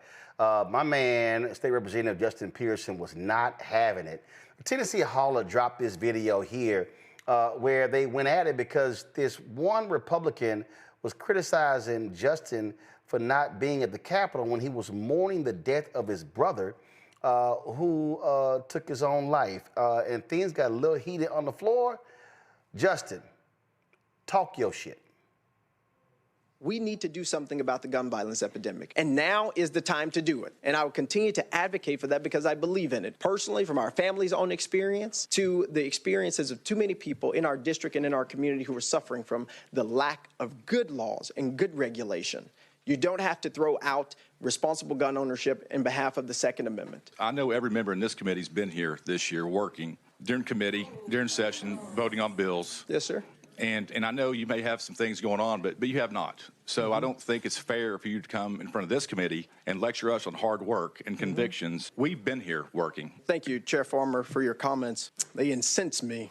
They make me very, very angry, not just because of the lack of regard, but the disrespect and the same denigrating tone that you used on the State House floor when the vote to expel me happened. It's disrespectful. It's unbecoming, and it's beneath the standard of a person who's supposed to represent in the Tennessee House of Representatives. It is a pathetic excuse for you to not answer the question of why we are doing nothing about the gun violence epidemic than to personally attack me. My brother, Temperance Darnell Pearson, one of the loves of my life, passed away from gun suicide on December 1st of 2024. Shattered my family like gun violence has shattered so many families. Shattered my nephew's lives, my mother, my father, my other brothers who are remaining. I buried my brother. I planned for his entire funeral. My fiance made his obituary. I made sure that he was taken care of, even in death. That's what I've been doing. But also, not just that, I went to all of my nephew's schools. I met with their principals and their teachers to ensure that they are okay. I made sure that they had grief counseling and that they're seeing a psychiatrist. That's what I've been doing. And while you're talking about hard work, you need to realize that our job is not just in this state house with these marble floors. Our jobs are on the streets and in the communities that we serve. And so while you've been here passing bills that have been hurting transgender children, while you've been here passing bills that have been hurting the poor, hurting the marginalized, hurting the disenfranchised, while you've been here passing bills that have not ended poverty, while you've been here passing bills that have not helped people who need Medicaid expansion, while you've been here doing the hard work of making sure that our state is not the state that it can be because you have decided. Representative Pearson. I've been in my community, meeting with seniors, meeting with young people. That's what I've been doing. Hard work doesn't just happen with this legislation. It happens in our communities. Representative Pearson. While you've been here doing that, I've been in my community. And it's taking your grief and your pain and your heartache and it's standing in front of people who you know may not like you, standing in front of people who you know will disrespect you. You need to pass better laws, better legislation, and fight for a state where everybody is able to live more freely from the pain of gun violence that me and my family are experiencing. That's what you need to think about, Chairman Paul. And if you can't think that, learn to shut up. Learn to shut up. Ladies and gentlemen. Representative Pearson, it seems that it's very common in your party when you disagree with a comment. Now, it's not disrespectful to you. I have a family. I've made sacrifices every year. So Representative Pearson, I know this is a very difficult time for you to be back up here. I'm sorry for all the things that you've experienced. You've been a great uncle. You've done the things that you were supposed to do to help your family. If I was in the same situation you were in, I would be doing the same thing. I understand that. Okay. I know tensions are high. Disrespect is high, Chairman. We are now voting in House Bill 1392 on the full judiciary. Mr. Chairman, you have 2 ayes, 7 nays. The noes prevail. House Bill 1392 fails. No. Hey, Representative Pearson. No, sir. No, sir. No. Don't touch him. Do not touch him. Do not touch him. Do not touch him.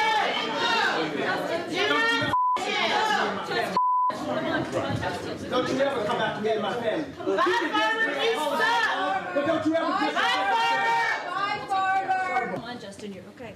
We love you. I love you, Justin. Yo, this is real simple, Rebecca. We ain't tolerating this nonsense. Like, these folks actually think that the black folks today are the ones who will fall on bended knee and will keep their head down. Yes, boss. Yes, boss. Yes, boss. No. Hell no. I don't give a damn if you got that racist in the White House. I don't give a damn if you got that apartheid-loving Elon Musk. No, ain't no way in hell they think they're going to keep disrespecting black folk and we not going to respond accordingly. You know, that was really hard to watch, and condolences to the representative. But here's a warning. Y'all better leave black people alone.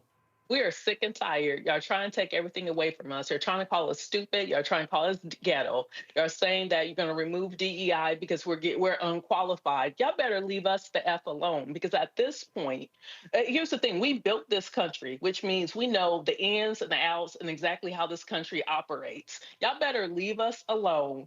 Let us just mind our own business and don't come for us, because y'all going to keep pushing, and it's going to reach a point where Black America is like, okay, cool. Since we built this house, we could also unbuild it. So leave us alone. Joy? That is correct. Look, do not let Elon Musk and whoever this other representative was and Donald Trump cash with their mouths something that your butt cannot cash in, cannot pay. Do not try Black people. We're not going to try you. You don't try us. Leave us alone. We are not the ones. And that's for people who, you might think look, nice and quiet and who aren't going to give you your business handed to you, and those who you think might. Nobody is tolerating it. Not the people at your job, not the people in your neighborhood, not the people that you think you can get things away with. We're not tolerating it anymore, and we're not being nice about it. And we're also letting you know where you stand with us. So much of this country is about what white people think. We care about what we think, and we're going to start telling you. And I think sometimes we held back, in part for survival, in part because we were trying to go along to get along. But you have shown that that does not work. So the gloves are off. So now we're going to start telling you the truth. And what he did was he married policy with the fury, the righteous fury that he had with personal experience. Yep. You cannot beat that. And that is why that representative looked silly, why his wife and his children are embarrassed tonight to know him. Well, that's also because the whole world sees who he is. Well, and he ain't what. And that's one of the reasons right there, Jolanda, why that Republican chair had the proper tone and respect. Yes. There. So go ahead. And I've got to tell you, so I don't know if you know this, but my condolences go off to Representative Pearson. My father killed himself. I was with my dad when he killed himself. 2 of my uncles killed themselves. And we need time to grieve. And if he's so insensitive to not understand why that Representative Pearson might be at home with his family during their time of grief, he don't need to be elected, first of all. Second of all, at this moment in time in history, and trust me, there's a fork in the road right now, and we either better fight back or we're going to be destroyed. We're going to be taken back to before Jim Crow. That every single solitary time we see racism and disrespect, we absolutely better point it out, right? And if you come at him disrespectfully like that, Black people right now need strong leadership. And what they did back in slavery times is they would take our strongest Black men and they would draw and quarter them to get every other Negro in line, every other slave in line. So guess what? We cannot allow that to happen. We need to fortify him. We need to, I'll say, we ain't got no place. Like, that's what they think that we're supposed to be, except for we are more intelligent. We've tasted some freedom, and we're going to fight for it. And we're not going to let you just disrespect us. And if you grew up in the hood like I grew up in the hood, I'm going to say that again. If you grew up in the hood like I grew up in the hood, if you let a bully you, they will continue to bully you. Sometimes you need to bust them in their face and make them think twice. And I bet you what, when Representative Pearson was over there by him, he was sitting real quiet, wasn't he?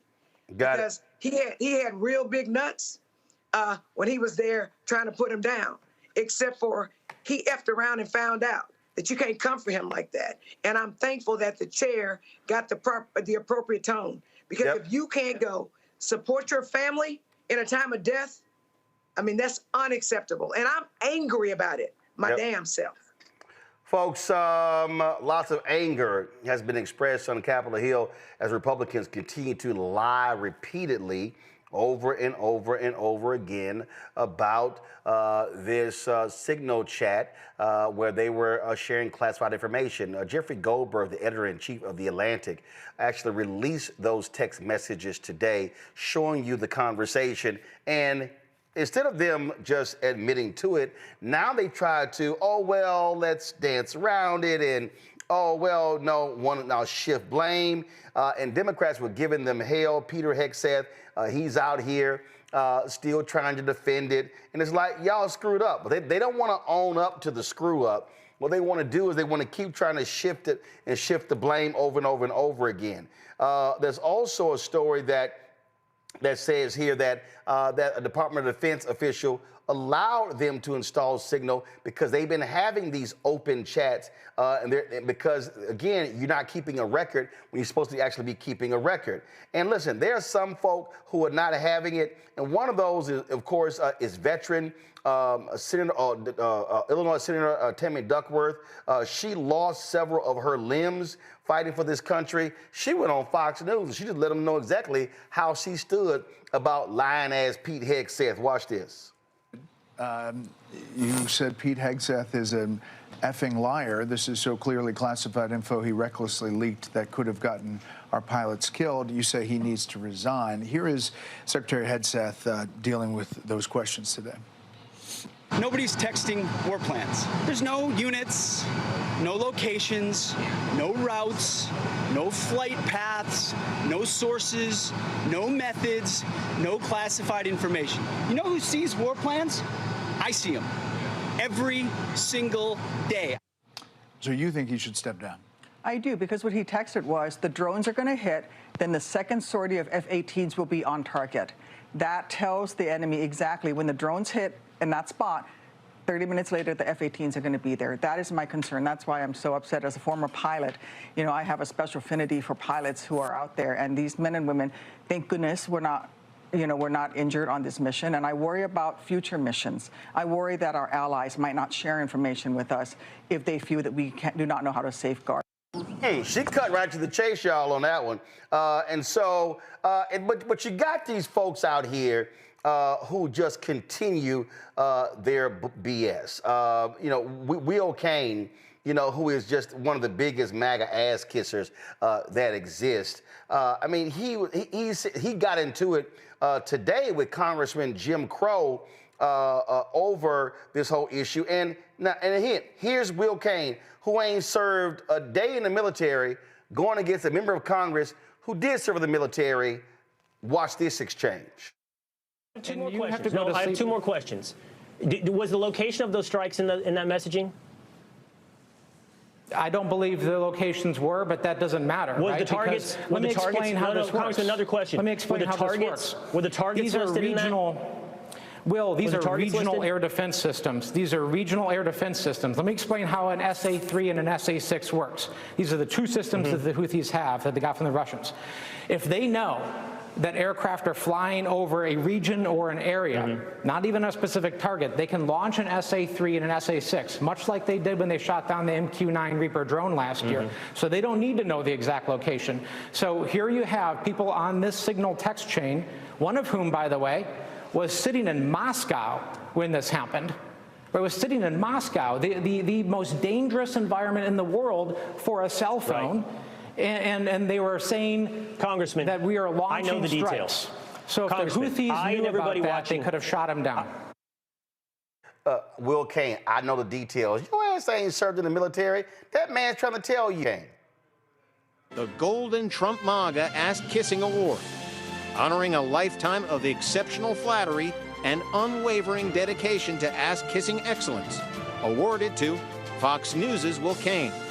For unparalleled commitment to the fine art of sycophancy, this prestigious honor recognizes those who have bent over backward, perfected the art of empty praise, and elevated brown-nosing to an Olympic-level sport. From his relentless nodding in agreement to his uncanny ability to compliment even the most questionable decisions, Will Kane has demonstrated an unwavering devotion to the craft of kissing ass. His lips have graced the ass of twice impeached criminally convicted felon-in-chief Don the Con Trump with such finesse that even history itself must pause in admiration. May this Golden Trump MAGA Ass Kissing Award serve as a symbol of Will Kane's lifelong achievement of puckering up and kissing the ass of a wannabe dictator, and ensuring his legacy of loyalty remains forever unchecked.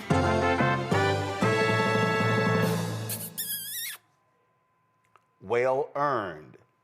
Today on Capitol Hill, you had, of course, Tulsi Gabbard lying before Congress, and Congressman Joaquin Castro of Texas, he wasn't having none of it. Tulsi, you and I came into the Congress together in 2013. Congressman Jeffers, ready? And Cash, you and I was serving on the Intelligence Committee when you worked on the Intelligence Committee. And John, you and I are both from Texas, and we both served together on the Intelligence Committee. Y'all, the idea that this information, if it was presented to our committee, would not be classified, y'all know is a lie. That's ridiculous. I've seen things much less sensitive be presented to us with high classification. And to say that it isn't is a lie to the country. I want to ask the generals now. The NSA is principally in charge of intercepting things like signals intelligence from other countries. General, I want to ask you, if your organization, your agency, intercepted something like this from Russia or China or some other country, would you consider this classified? Folks, the amount of lying that we are seeing today, they are attacking everybody. They're attacking Jeffrey Goldberg. Now they're claiming, oh, Elon Musk and Doge are going to be investigating how he got into a Signal chat. Y'all, I got Signal. You add somebody from your phone. I'm sorry, this is not hard for us. Congressman Hakeem Jeffries, Democratic leader, dropped a letter yesterday calling on Pete Hegseth to resign. He joins us right now. Democratic leader Jeffries, glad to have you here. Let's just be real clear. Peter Hegseth replaced a retired four-star general, a man whose resume that Peter Hegseth couldn't even carry. This man is an embarrassment, and now he's trying to say, oh, no, there were no warplanes, things along those lines. If you are the defense secretary and you have a group chat and the Secretary of State's on it, and you have the National Security Advisor, Director of National Intelligence, and the CIA, it is not hard to click and check to see who is all on this chat before you're having sensitive national security conversations. That's absolutely correct. Hegseth is a complete and total fraud, which is exactly why I called upon Donald Trump directly to fire Pete Hegseth. If Hegseth doesn't have the courage to resign in disgrace and own up to the fact that he's way in over his head. He was never qualified for this position. In fact, he's the most unqualified person ever to hold the position of Secretary of Defense, one of the most important positions in the entire United States government, in fact, in the free world. Here, I mean, this is not hard. They sort of did it yesterday. Made a mistake, move on. No, now you want to double down. Now you want to attack. Then you want to claim it was classified. Then you want to claim it's not classified. Then you want to attack the reporter. You want to attack the media. You want to attack Democrats. They screwed up. They screwed up. And now they're, oh, well, no, yeah, the signal was loaded. Now one reporter is suggesting that they gave a waiver to allow signal, which means that if that's the case, they are purposely trying to skirt Freedom of Information Act. They also do not want those records to be kept. They are purposely trying to break the law. It appears that several laws have been violated, including the Espionage Act, and that's one of the things that Democrats are going to continue to press forward on as it relates to this investigation and the unfolding scandal. We're going to make sure people are held accountable. And there are a lot of questions that need to be answered. And what we saw over the last few days was just lies and evasion and attempts to deflect. This is the pattern that this administration has continued to engage in. We ain't going to let them get away with it. We are going to keep pressing the case on this. This is only the beginning. Here's the other thing, Roland. Pete Hegseth is the poster child for mediocrity. But at the same time, this dude wants to lecture the country about meritocracy. Are you kidding?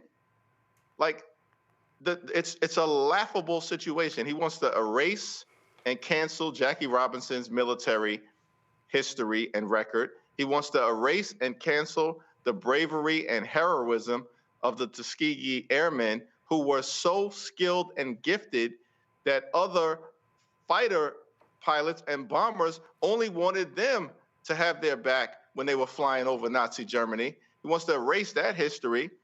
They want to claim that it's all about merit. It ain't all about merit.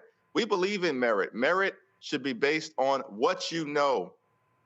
But instead, they want merit based on who you know. And because they think Pete Hegseth looks the part, whatever that means, they put this woefully unqualified person into the position, and now they're failing in real time. We talk about unqualified. Here we got 4 United States soldiers missing for 14 hours.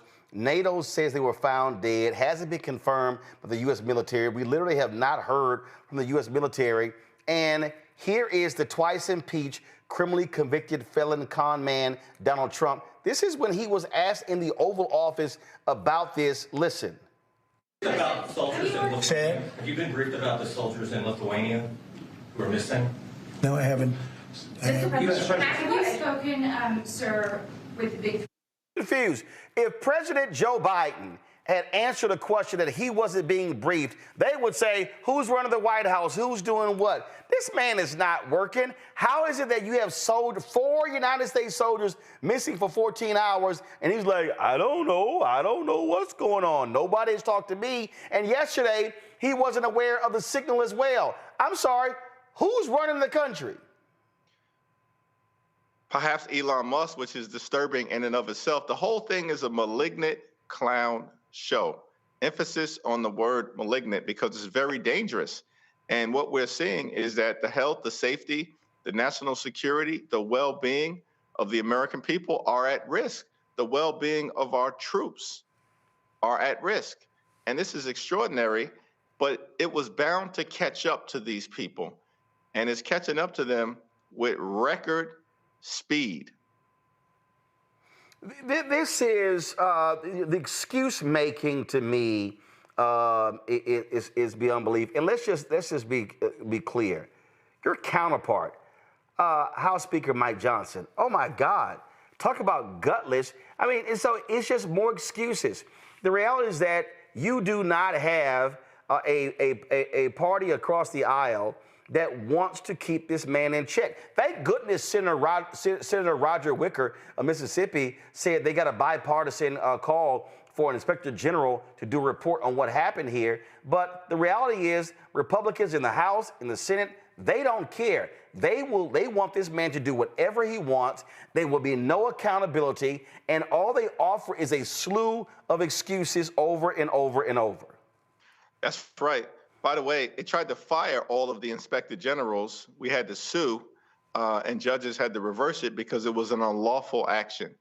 And it's my sense, certainly, I mean, the House Republican Conference, forget about them. They continue to bury their heads in the sand.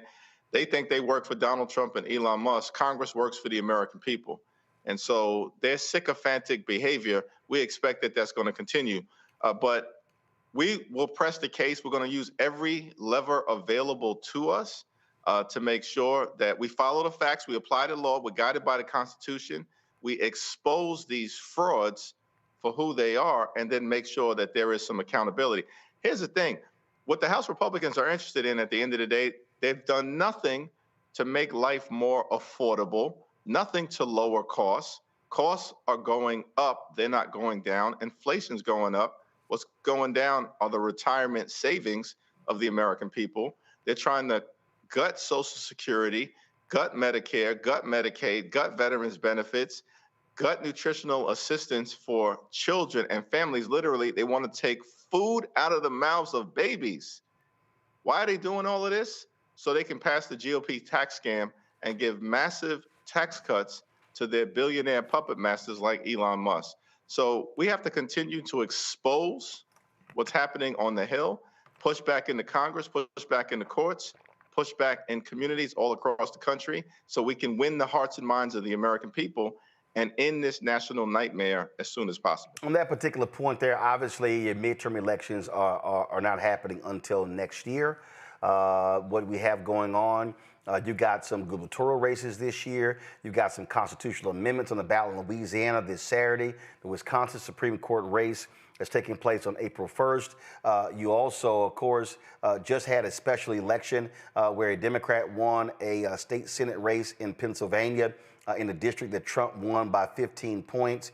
You got people who are still sitting here saying, oh my God, Democrats are not doing enough. What are you and others doing? On Monday, we live streamed the conversation between you and Ken Martin that was moderated by Reese Colbert. We live streamed that right here on the Black Star Network.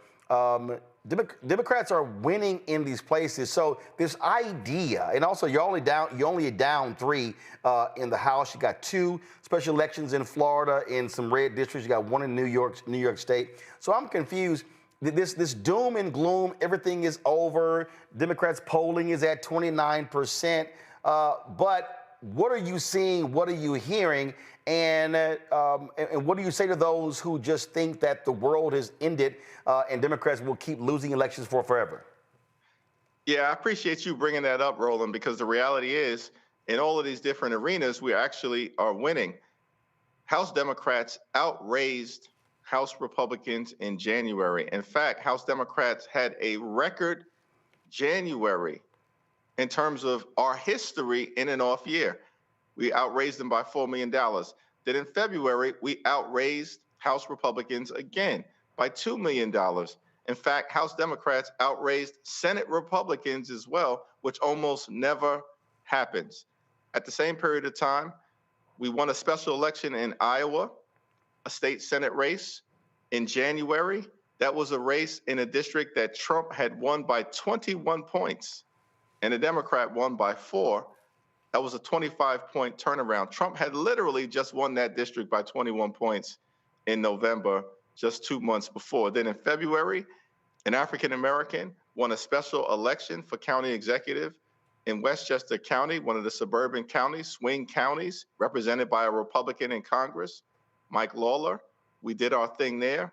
Then, as you pointed out, Roland, we just had another special election in Pennsylvania, a district that Trump had won by 15 points, and a Democrat turned around and won it. And so the American people are rising up. Democrats are actually energized and turning out to vote. Republicans are the ones who are apparently demoralized. They're not turning out. And then swing voters, independent voters in these races are actually voting for the Democratic candidate because they know that we have a vision to build an economy that works for everyday Americans and to push back against these attacks on our democracy. And Republicans are trying to create a country of the billionaires, by the billionaires, and for the billionaires. And that's a totally unacceptable vision. In addition to that, we're now seeing these news stories come out how Donald Trump is having food delivery trucks turned around.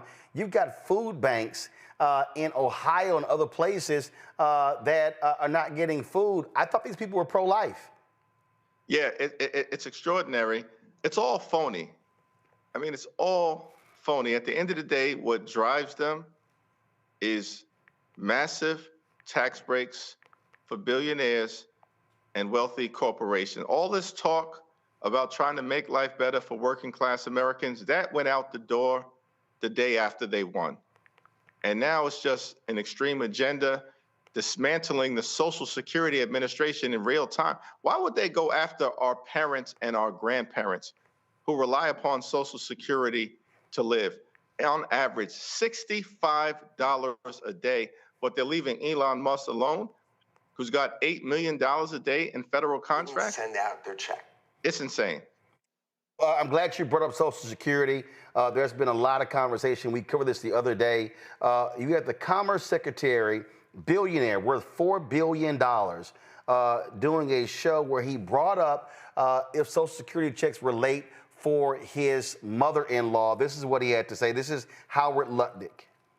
Let's say Social Security didn't send out their checks this month.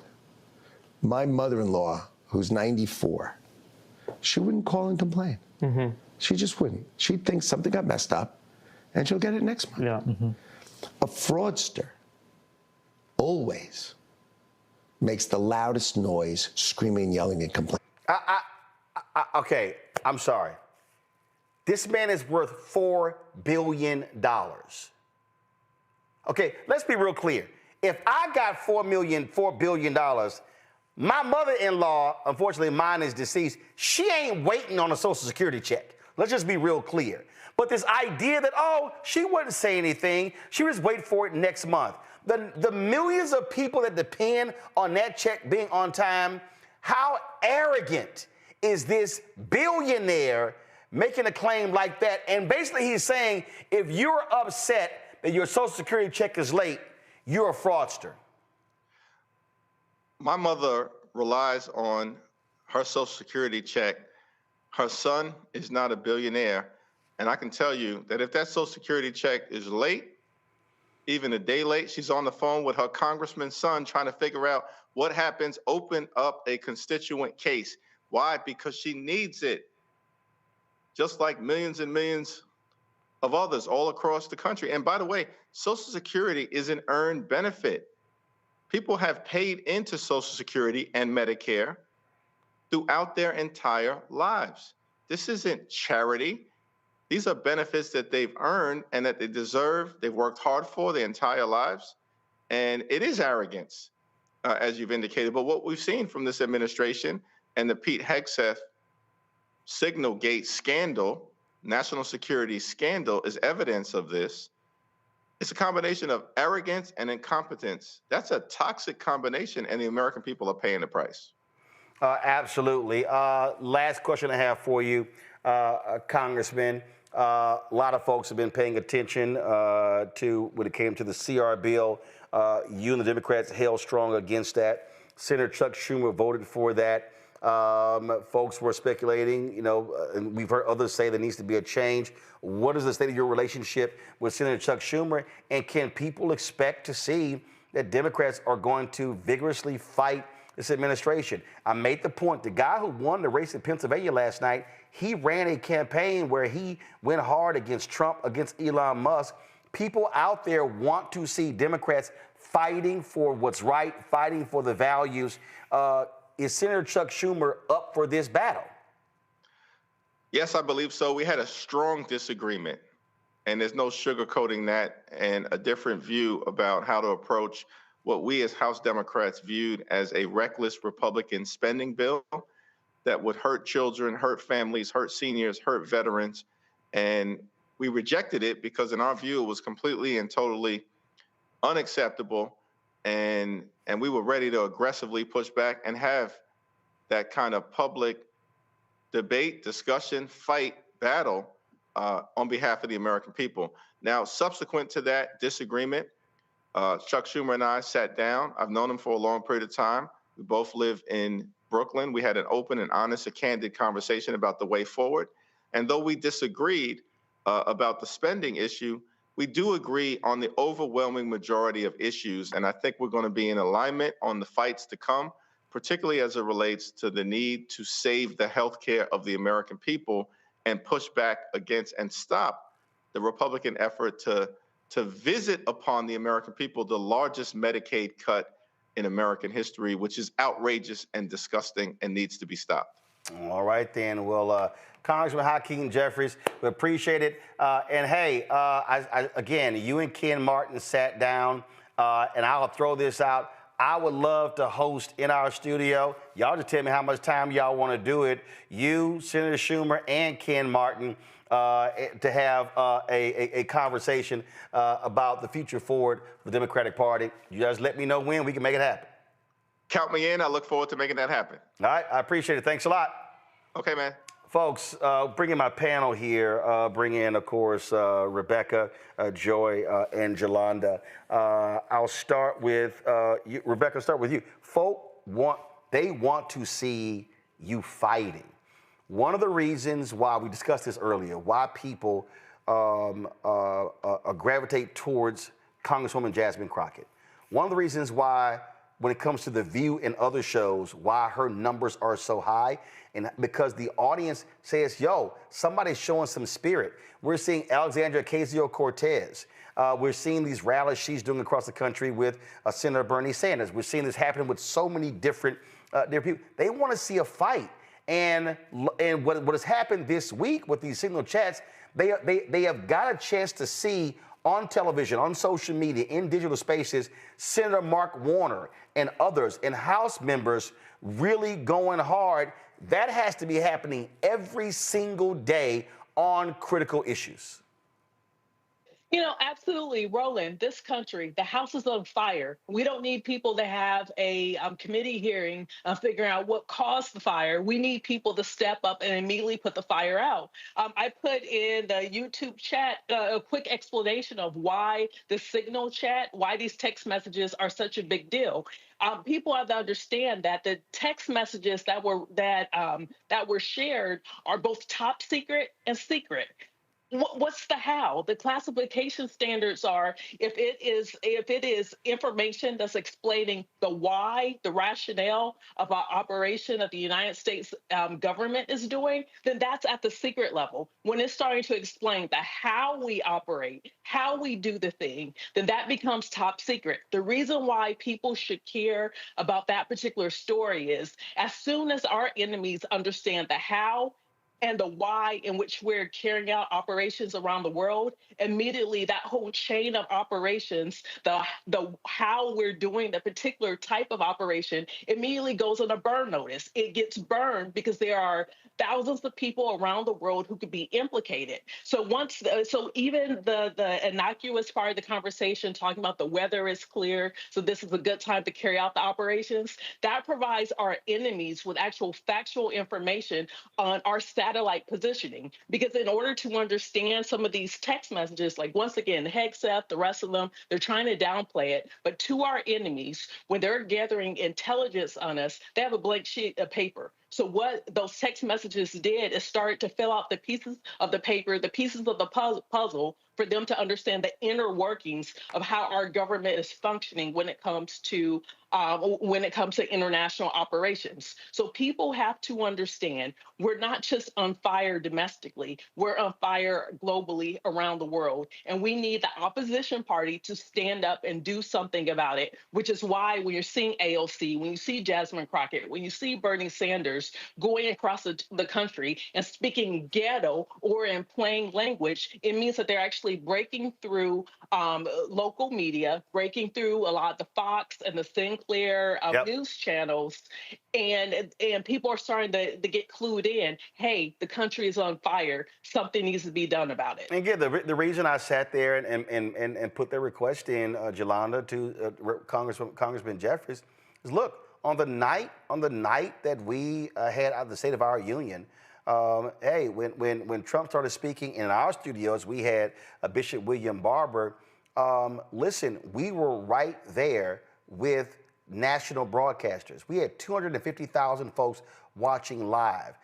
And I've been saying to CBC members, hey, don't just be waiting on invites from, MSNBC. Y'all should be maximizing Black-owned media. I've said it point blank. I will have a CBC member on this show every single day, 5 days a week. All they got to do is pick which one day they want to come on. And there are CBC members who are out there fighting. Stacey Plaskett, Congresswoman Stacey Plaskett of the Virgin Islands. I mean, again, this is her last week talking about the battle over Social Security. Why are they keeping this information, and what is the purpose of it? Make no mistake, the Trump administration's actions are to devastate the Social Security Administration's ability to serve the public and deliver Social Security payments so that they can then have access to $2.7 trillion for Wall Street to be able to play with. They need more money because you know what? We're not addicted to spending, as my colleague said. Many people are addicted to greed. That's what this is about. And the greed happens to be not from themselves, but for the American people. That's the Ponzi scheme, is them taking your damn money and using it for them own self, to enrich themselves more than they already. Call a fight. It's called a fight, Jolanda, and people want to see you fight. Of course they want to see us fight, and that's why people didn't fight for Democrats to win in these last elections, because we as a party aren't fighting. And I can tell you what, when you're used to being oppressed, you at least want to fight. Don't nobody want to go down and get whooped without a fight. And I told my son, if somebody tries to fight you, you better fight so hard, either number one, you win, Or number two, you fought so hard they ain't want to get no more of your stuff, and they gonna go to somebody else. And what we need is we need people speaking in plain language, like she was talking about. Where she was talking about they want to take the money that you paid. And oh, by the way, when the guy was talking about getting paid late, that you're a fraudster, no, sir. They took the money timely out of every paycheck we made. We didn't get to pay them when we felt like it. And we paid into that. But American people, sometimes I fear that we speak over their heads, right? And they may not understand international stuff, because why you worried about what's going on overseas, you struggling at home. So these are some things that maybe regular people can understand and make you understand why the defense secretary being incompetent is, you should really care about it, because many of us have our relatives who are in the military, and they're the ones who are sent to the front lines. So they're the first ones to go to war. And if some stuff don't go right with how we run the military, our loved ones are the ones that are going to be coming home. So we need to worry about that. When your defense secretary can't even defend his own group chat, that's a problem. How you going to defend this country? You can't run national defense like a frat house group chat. That's irresponsible.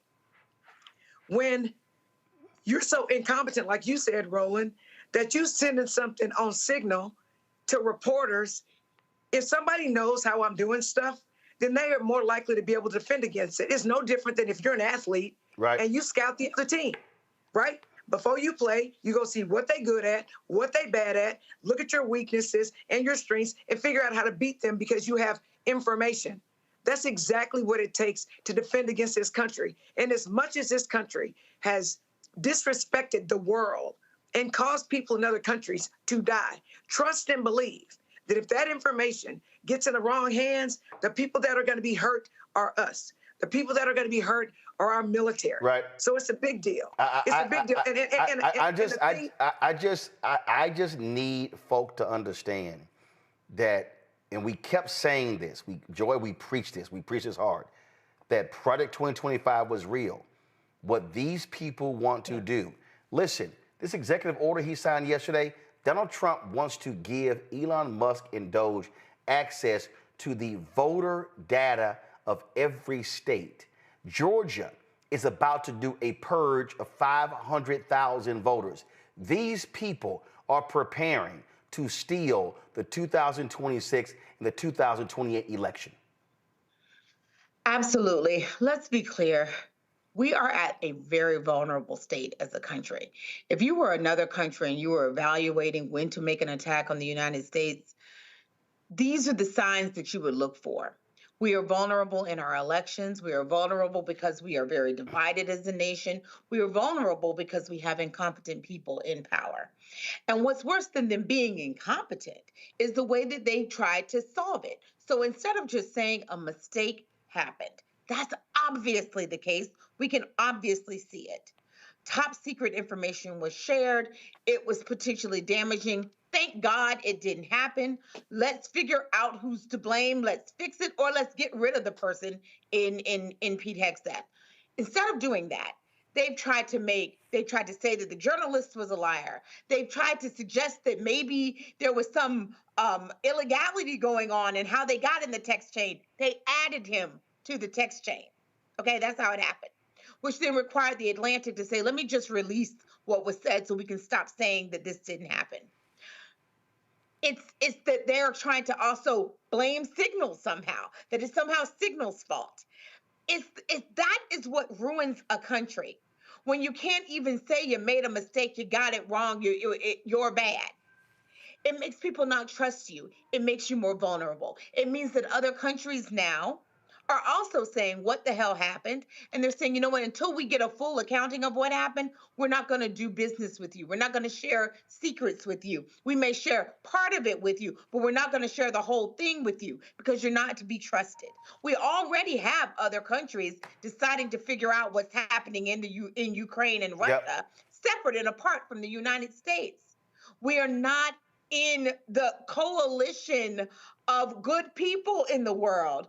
We are being aligned with the authoritarian regimes.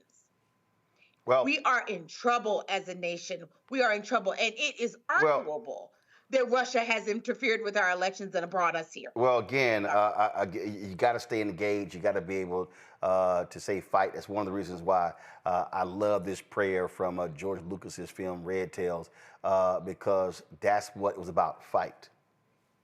Nothing's difficult. Everything's a challenge. Through adversity To the stars. From the last plane to the last bullet to the last minute to the last man, we fight. We fight. We fight. We fight. We fight. We fight.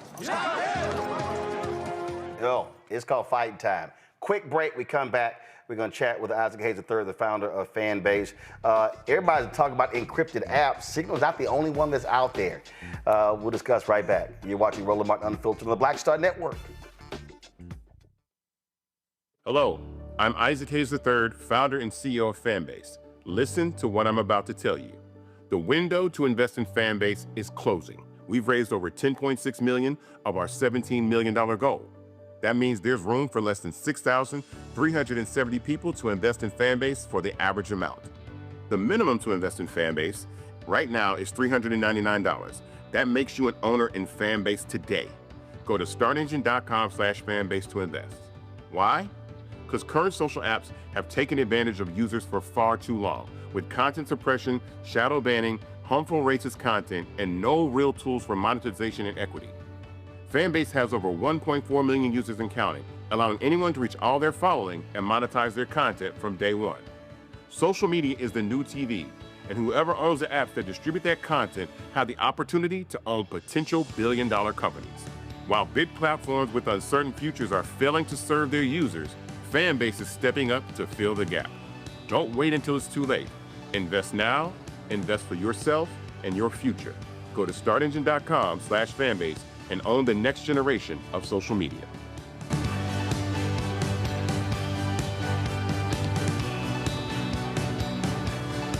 It's John Murray, the executive producer of the new Sherry Shepherd Talk Show. This is your boy, Earthquake. And you're tuned in to Roland Martin Unfiltered.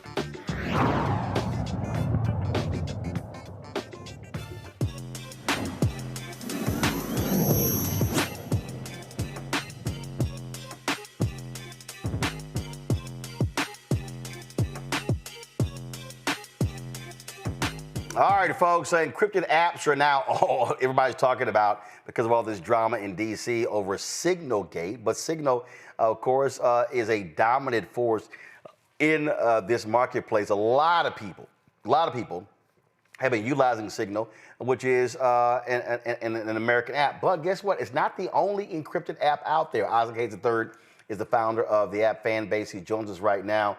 And Isaac, again, folks are talking about it, but this is from PC Mag. They listed some of the top apps, and go to my iPad, Anthony. So we see Signal. They rated the best overall. Signal Private Messenger, biggest user base is WhatsApp. Best for social networking, Telegram. Best for anonymous texting, Session. I never heard of Session. Best for avoiding surveillance, Briar. I never heard of Briar. And there's one app that I was made aware of. I think it's out of Switzerland. It's called Wire. And so a lot of people are now understanding why these encrypted apps are so important. Yeah, they are. I mean, encrypted apps are important, but they're not bulletproof. They're not, safe from human error. So an encrypted message is secure from transmission to transmission. So I would send a message to you. Meaning phone to phone. Yes. So the message is secure from one device to another device. That does not prevent the person on the other end screenshotting that image. It does not prevent metadata collection. And it doesn't prevent someone actually sending the wrong message, like user error. So what Hegseth did is exactly, why encryption is not bulletproof, because the sender can actually send the message to the wrong person or the wrong individual. Now, encryption is good when it's trusted, but again, screenshots, metadata collection, all those things are harmful. So even when you're using encrypted devices, you have to trust the individuals that you're sending that information to on the other end. So it's always the trusted source in which you share this information. Well, in fact, this happened last month. Go to my iPad, where the FBI actually urged Americans to begin using encrypted apps because they said that Russia, China, and others, they had invaded the telecoms. It says right here, amid an unprecedented cyber attack on telecommunications companies such as AT&T, Verizon, U.S. officials have recommended that Americans use encrypted messaging apps to ensure that communications stay hidden from foreign hackers. And they literally say, Isaac, that these hackers were literally inside of these telecoms waiting to unleash, meaning they could see your text messages, your emails, your videos or photos that you posted. And so that's why they were encouraging people to actually begin to use the encrypted apps. Yeah, iMessage on Apple is actually encrypted, even when you do like FaceTime video calls. Again, that's encrypted from sender to receiver and back and forth. But these apps are not built for government level. But hold on. I want you to hold there. But even though you use iMessage, if your iMessage is connected to the cloud, and so all of your messages, so somebody breaks into your cloud account, they can see your text messages with iMessage. So it's not the same, because with Signal, it's not like I have two different phones, but I have to actually connect to an account with each phone. It can't be like, well, I connected on one phone, it automatically transfers to the other phone. Correct. You have to sign in from device to device. I myself personally do not use iCloud. I do not store my photos, any of my contacts, or any of my information on the cloud. I secure that data on actually my laptop. Yep. I have a backup there, because I've never really trusted the cloud. I don't think a lot of people should always trust the cloud, because those types of systems can be hacked and people can see that information. But again, these platforms are not built for government level security to actually serve classified information between parties. And so that's a big error that was made here. There's encrypted securities for, civilian transmission of, normal everyday conversations, companies, things like that.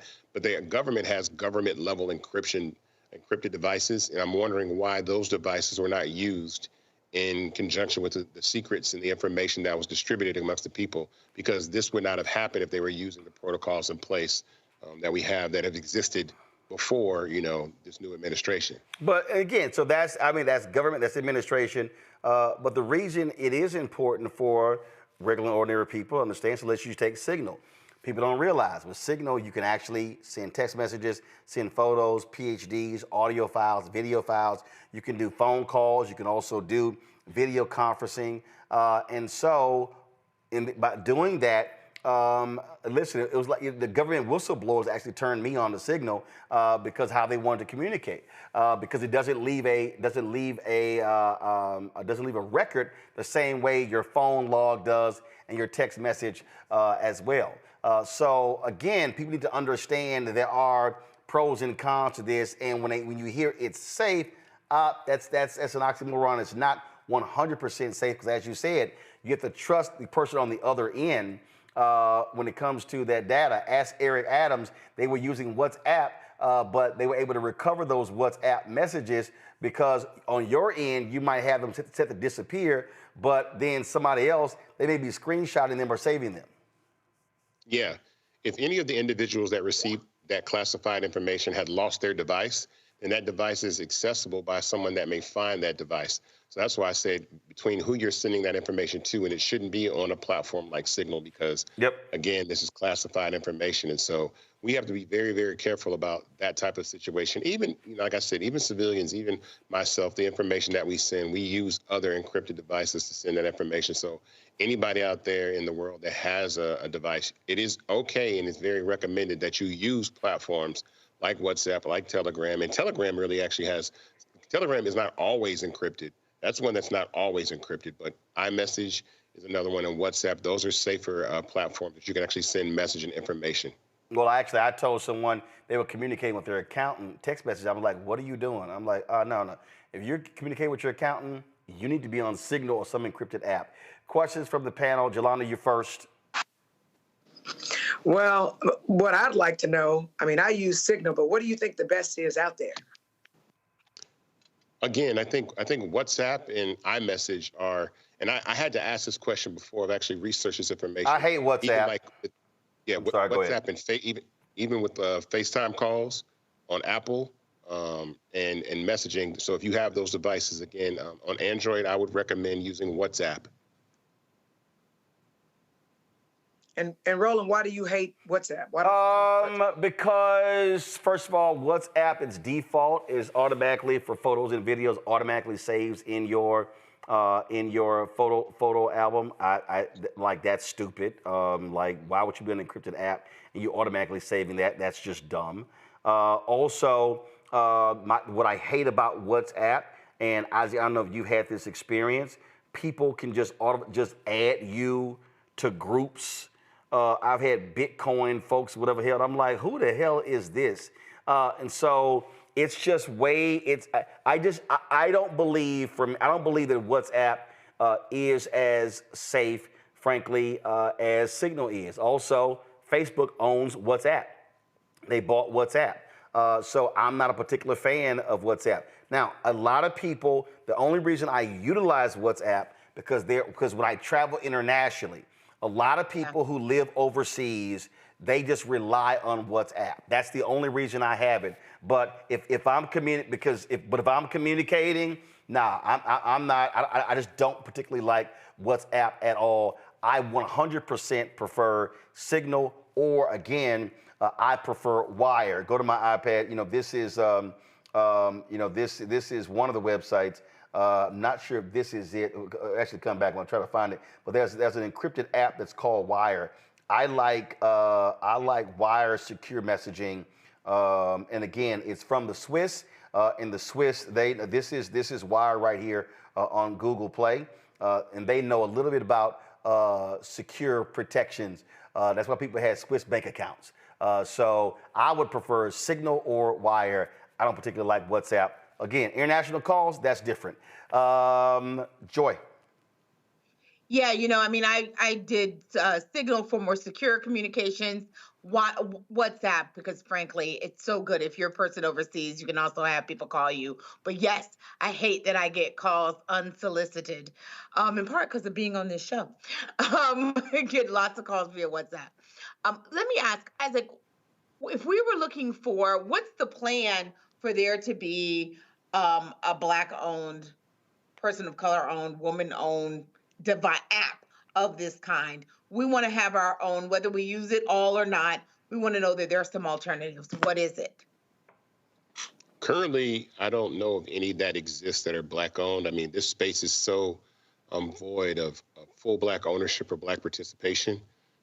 We are building other, arms and programs involved with Fanbase, but nothing in the messaging space. But encryption is definitely something that's part of what we do with logging in and securing data on Fanbase itself. I don't know. That's a great question, and I'm pretty sure that there are some founders out there that want to build that. I think in this space, we need more people to build alternatives that can strictly focus towards the African-American community. Also keep in mind, when you talk about these apps, I mean, you're talking about cybersecurity, technology, it's a whole different field. And Signal is actually a crowd-supported app, right, Isaac? I mean, in terms of how they seek donations to keep it going.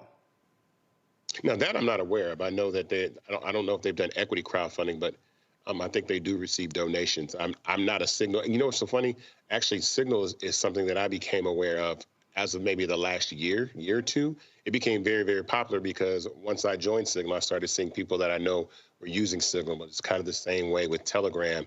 I think every now and then, like WhatsApp was the first one, then people started using Telegram, and then Telegram is not encrypted only through secret chats. So only the secret chats are encrypted on Telegram, not the regular messages. That's why I didn't recommend Telegram, because those messages aren't encrypted. Yeah, if you go to my iPad, so Signal is run by a nonprofit of the Signal Technology Foundation. And yeah, so there are people who actually, so Signal is not, they don't charge you, people donate to Signal to be able for tech updates and things along those lines. Rebecca. Thanks, Isaac, for being here tonight. I've used Signal for years from doing campaign work, especially with sending very sensitive information on the opposition and those things. But this news story is making me think more about my social media apps. So can you walk us through some of the security protocols with users for Fanbase? Well, we actually, most of what we have is encrypted and stored for users' data. We're actually launching SSO, single sign-on, tomorrow, which is actually authenticated through a user's email per device. So that's another level. And actually it helps us with logging people in. So it's more along the lines of not just creating an email account and then logging into your device. So now you'll be able to log in through your Google or your Apple account, your iCloud account. And what's important about that is even when you log in through Apple, it actually hides your email. It creates a unique kind of like email per login that you use when you sign in. So you're never logging in with your actual Apple ID. And we are glad to be able to offer that. It actually launches tomorrow. We bring that out. So that's one of those things that I think were important. We also have screen recording technology. Excuse me? No, go ahead. Yeah, we have screen recording technology that's actually anti-screen record technology on any of the exclusive content that you put on Fanbase. So that could be a live or that could be long-form content, so people cannot screen record that content on a device. All right then. So Isaac, also give us an update on your on the raise for Fanbase. What's up? We are pulling up on 11 million. We are going to $17 million. We raised about $7 million in the last 3 months. And so once we close this round, and I'm gonna say this again, and I know you've seen me talk about this before, but we really want to bring Spark available, which is our form of microblogging. So if you don't like Blue Sky or you don't like X, we're looking to, we're going to build that in 2025. But the faster we close this round, we do that. So we're going all the way to 17 million. We're about to cross 10.8 million and head all the way to 17 million. So if you want to invest in Fanbase, I tell everybody, go to startengine.com/Fanbase to invest. Roland has been an enormous ally and supporter, and being on platforms like these help us raise that capital. And the window is absolutely shrinking. There's probably less than maybe 6,000 or so people that can invest in Fanbase at the average investment amount. And 6,000 people watch this program every 10, 15 minutes. And it's really an opportunity for us to actually have equity and ownership in these startups that manage media. And my warning, or not warning, but my message to individuals is that most media is going to be distributed through large social networks in the future. They're not going to be standoff websites, or they're not going to be on Apple TV devices. And so whoever owns the infrastructure of those devices, infrastructure of those platforms that distribute that content and that media, have the opportunity to be billion, trillion-dollar companies. And we've never been in that space. And so if you want to invest and have equity in a platform that is emerging, we have over 1.4 million users, 600,000 plus MAU. We don't know what's going to happen with Twitter coming up. We don't know what's going to happen with TikTok on April 5th. They may strike a deal. They may not.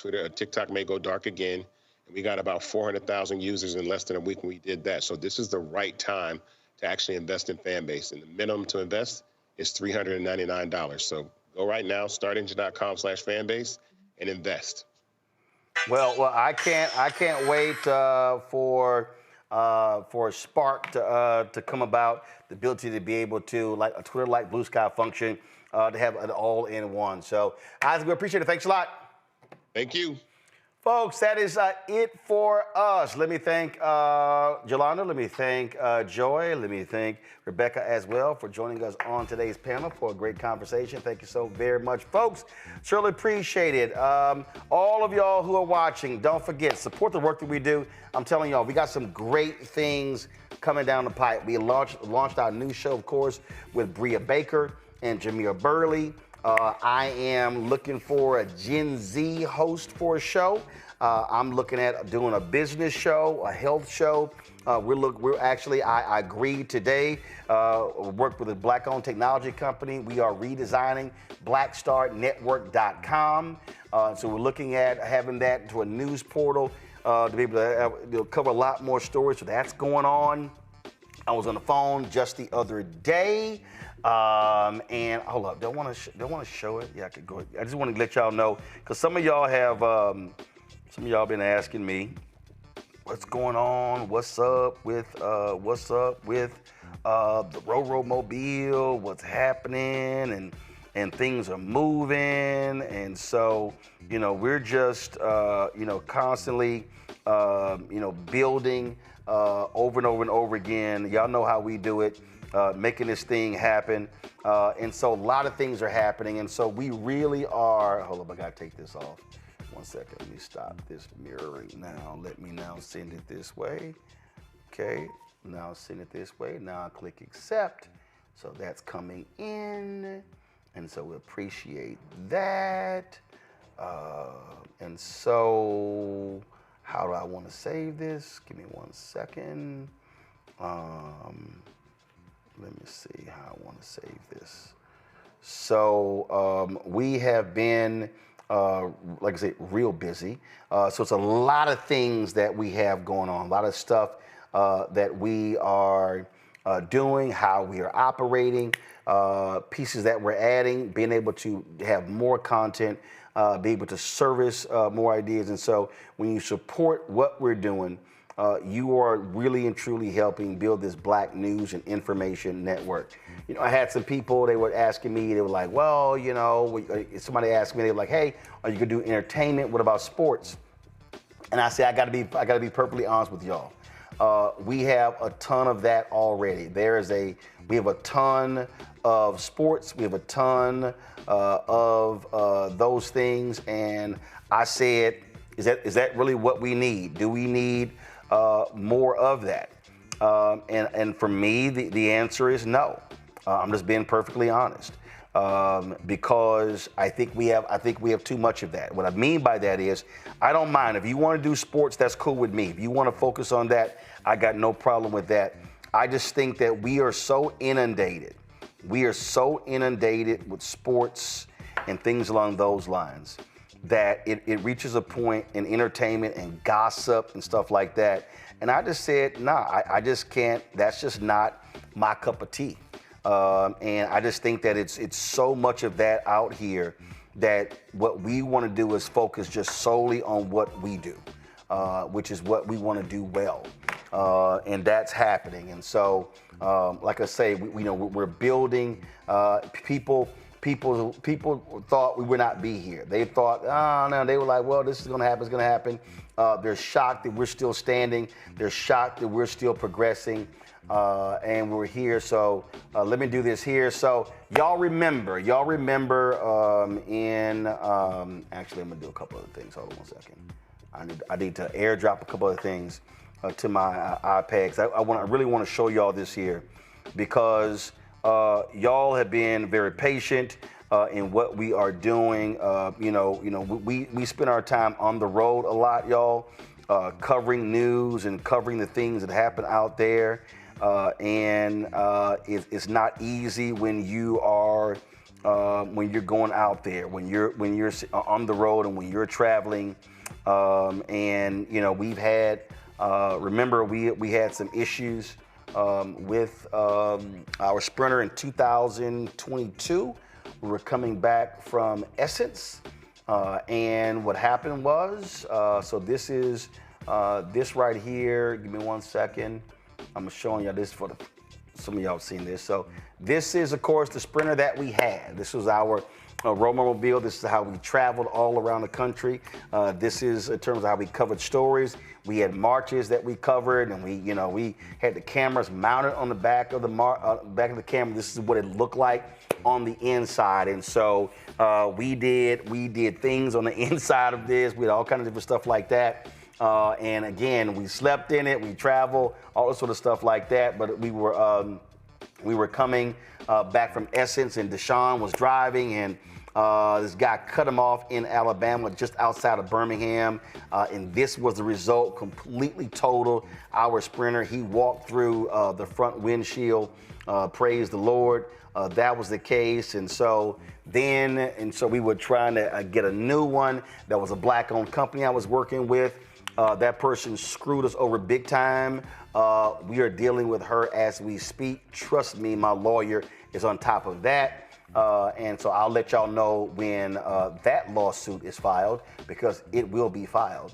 And so I got this. So this here is the drawing. This is the drawing of our new vehicle here. So you're going to see in the back, we're going to have 48 inches of space. We're going to have these 2 captain's chairs right here. Right above that's going to be a television monitor. So we're going to be in a position to where we can mount cameras in there as well. We can do interviews from here. And so you see here, this will be a bench here. This will seat 11 people. You see this is a bathroom here as well. This is where the fridge and the microwave is going to go as well. All those things are going to be there. And so this is our control center, control everything. And of course, the front of the vehicle as well. And so I just got these drawings this week. I just got them this week, literally 2 days ago. So y'all are seeing it for the first time. And this will be done next month. Next month. I'm excited by that. An opportunity for y'all to actually see it. Let me do this here. I'm going to airdrop some photos. Give me 1 second. Let me do this here. So you can see some actual real life photos. This is not going to be our color scheme. Our color scheme is going to be similar to our previous Roro Mobile, and so we look forward to that. Let me see if I can pull this up. Give me 1 second. And so this is, give me 1 second.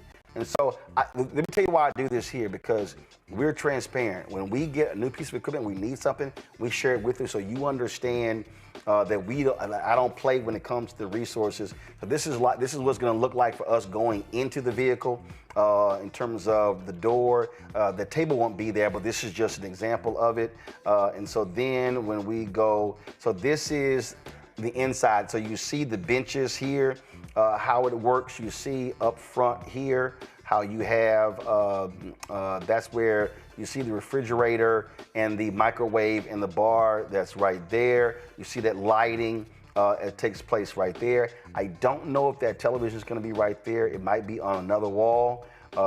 This here is, now I was going to get this awning. The problem is it wasn't manual. You actually have to, it automatically, if the wind kicks up, it automatically retract it. And so I was like, I don't want that to happen, just automatic, so no manual. So that's why I did not get the awning. But you know, that was one of the issues that we had there. Then this is actually what the Ford F-550 looks like. It's 35 feet. It's larger than the previous Sprinter because I didn't want that fiberglass trunk on the back. We want to have our luggage compartment and our seating compartment all in one vehicle for it to be much sturdier. And so this is what another shot of it, what it looks like. And then this is just another shot. So you see, you have this. So we are not going to have this curtain here. Matter of fact, I think a TV is going to be on this wall. That's going to actually be a wall. This vehicle here, this is a curtain where you can just walk right up to where the driver is. But I wanted that walled off for privacy for the driver. And also when we're communicating and we're doing something in the back, then he can still be talking up front while we're communicating in the back or shooting something in the back. So that's what that's all about right there. So y'all, that's it. That's what we are doing. So we are making this thing happen. This is a look, so this is what look, this is I think what the refrigerator counter will look like. You see it right here. It was something like this here. This is what the bathroom be looking like. As well. So just giving y'all a peek there. So we will, again, it will be done next month. So really, really, really looking forward to that. So this will allow us to now, when we're traveling, broadcasting, it will serve as our broadcast center because when we're out there on the road, y'all, it's a whole different ball game when you have an SUV and you're trying to sit here and do stuff versus everything is all in one vehicle where we can actually be inside of that vehicle. We can have all of our equipment broadcasting. And just so you understand what I'm talking about, you know, how things work in the, go get Terrell, get me, or Anthony, get me a fly pack. One of y'all, get me a fly pack. I just want to show people, because y'all need to understand in terms of how things have changed for us and how we operate. So this here is, so just so we talk about, give me 1 second. I'm going to airdrop this video, because when I tell y'all Again, other folk don't do this, and I've actually told other people how you need to be very transparent in what we're doing. So we talk about how we raise money. So give it right here. So here's a perfect example. All right. So when we were in Tulsa covering the 100th anniversary of the race massacre, y'all might remember they had a march, and we were live streaming the march. And so this is when we were in the other sprinter, and man, we had all of this equipment that was packed in here. And actually, I narrated this. So cue the music, pull the audio up, so y'all can hear me describing what's going on here. Roland Martin here. Hey folks, Roland Martin here. So we are in Tulsa doing our live streaming. I just want to give y'all a sense of how we roll, how we flip the Mobile into our live truck unit. Henry is directing. Anthony is on the camera. You see we got that television monitor that's back there. We got a television monitor that's up here. And then we're able to have our multi-view shot. I got it. We got a multi-view shot right here.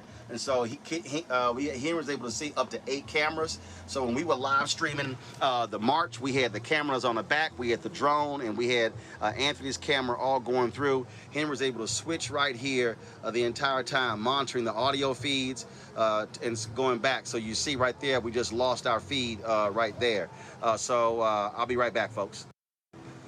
Y'all see all that stuff. Y'all see all that stuff that's on the table. It was like, take the shot. Like that's like you see all of that. So you see the switcher and you see the monitor and all that sort of stuff like that. So that's a whole lot, y'all, to pack and unpack, and it's all over the place. Because of our viewers, we were able to, with a company out of Florida, they built this, what is called a fly kit. We actually have 2 of these here. So literally everything that you just saw there, is literally all right here. So you see here, we've got the monitor, we've got this full ATM mini switcher that's right here as well. You heard me talking about the 8 inputs. Well, guess what? This thing here, all of that is built in. You saw, go back to the photo. So you see on here, you see that little silk, that gray thing right there. That's like a converter, and we had to have all these different converters. Well, with this right here, y'all, this thing has converters already built in, 8 camera inputs. So literally, all of that stuff you see on that table, all that stuff you see, and the monitor and the cables and the laptop and all that sort of stuff, all that stuff is right here. And this was like $5,000. We got 2 of these. So this allows for us to be able to now be a lot more clean and efficient when we broadcast. And so when we get Robomobile 2.0, it allows for us to just really expand the type of mobile broadcasting we do. And as I said, it will allow us to be able to have that monitor, just like I have the monitor behind me. We're going to be able to have those 2 captain's chairs, the monitor behind me, and we can literally light it and do interviews right in the vehicle when we're on the road. And so what I'm laying out, there's nobody else in Black-owned media who's doing this. And so when I say we are so far ahead of where everybody else is, that's really what it's all about. And so it puts us in a position. So when we're going to be traveling later this year, doing some shows here in Virginia, covering the Virginia legislative races. Again, now you're in a situation where it becomes your mobile vehicle. Now you're talking about when we're covering these marches and protests and all kind of stuff. We roll up. We have full capacity now to be able to do it. We're limited right now. We roll up in an SUV. That's not going to be the case beginning next month or beginning the 1st of May. So we're really looking forward to that. So when you support this show, that's what you also are supporting. I told y'all this is $5,000 right here. We got 2 of them. The reality is that vehicle is about $275,000 or $280,000. That's what that vehicle is. And so this simply expands our capability. So when you are a Bring the Funk fan club member, you can say, yo, we made that happen. We made that possible. And when we travel, folk want to take photos and stuff like that. And y'all know how we do. All right, We'll check your name on the roster. If your name was on there, you can get a photo in the vehicle. But it's really about us being able to expand what we're doing here at the Black Star Network, to cover more things and provide you with way more than what anybody else is doing. And so those are the plans that I have for 2025, 2026. And so I watch every dollar like a hawk so we can be able to do these things and be able, and I'm telling you right now, we launched this show 6.5 years ago, y'all. There's not a single time the staff get paid late. Folks didn't get paid late because we are also about supporting black vendors and supporting folks as well. So if you want to join our Bring the Funk fan club, you want to help us continue to build the vision of the Black Star Network, here's the QR code for Stripe. It's right here. You click the Cash App button to continue to contribute. You can also pay with credit cards via Stripe as well. You can see your checking money order to P.O. Box 57196, Washington, D.C. 20037-0196. PayPal is R. Martin Unfiltered. Venmo is RM Unfiltered. Zelle, Roland at RolandSMartin.com. Roland at RolandMartinUnfiltered.com.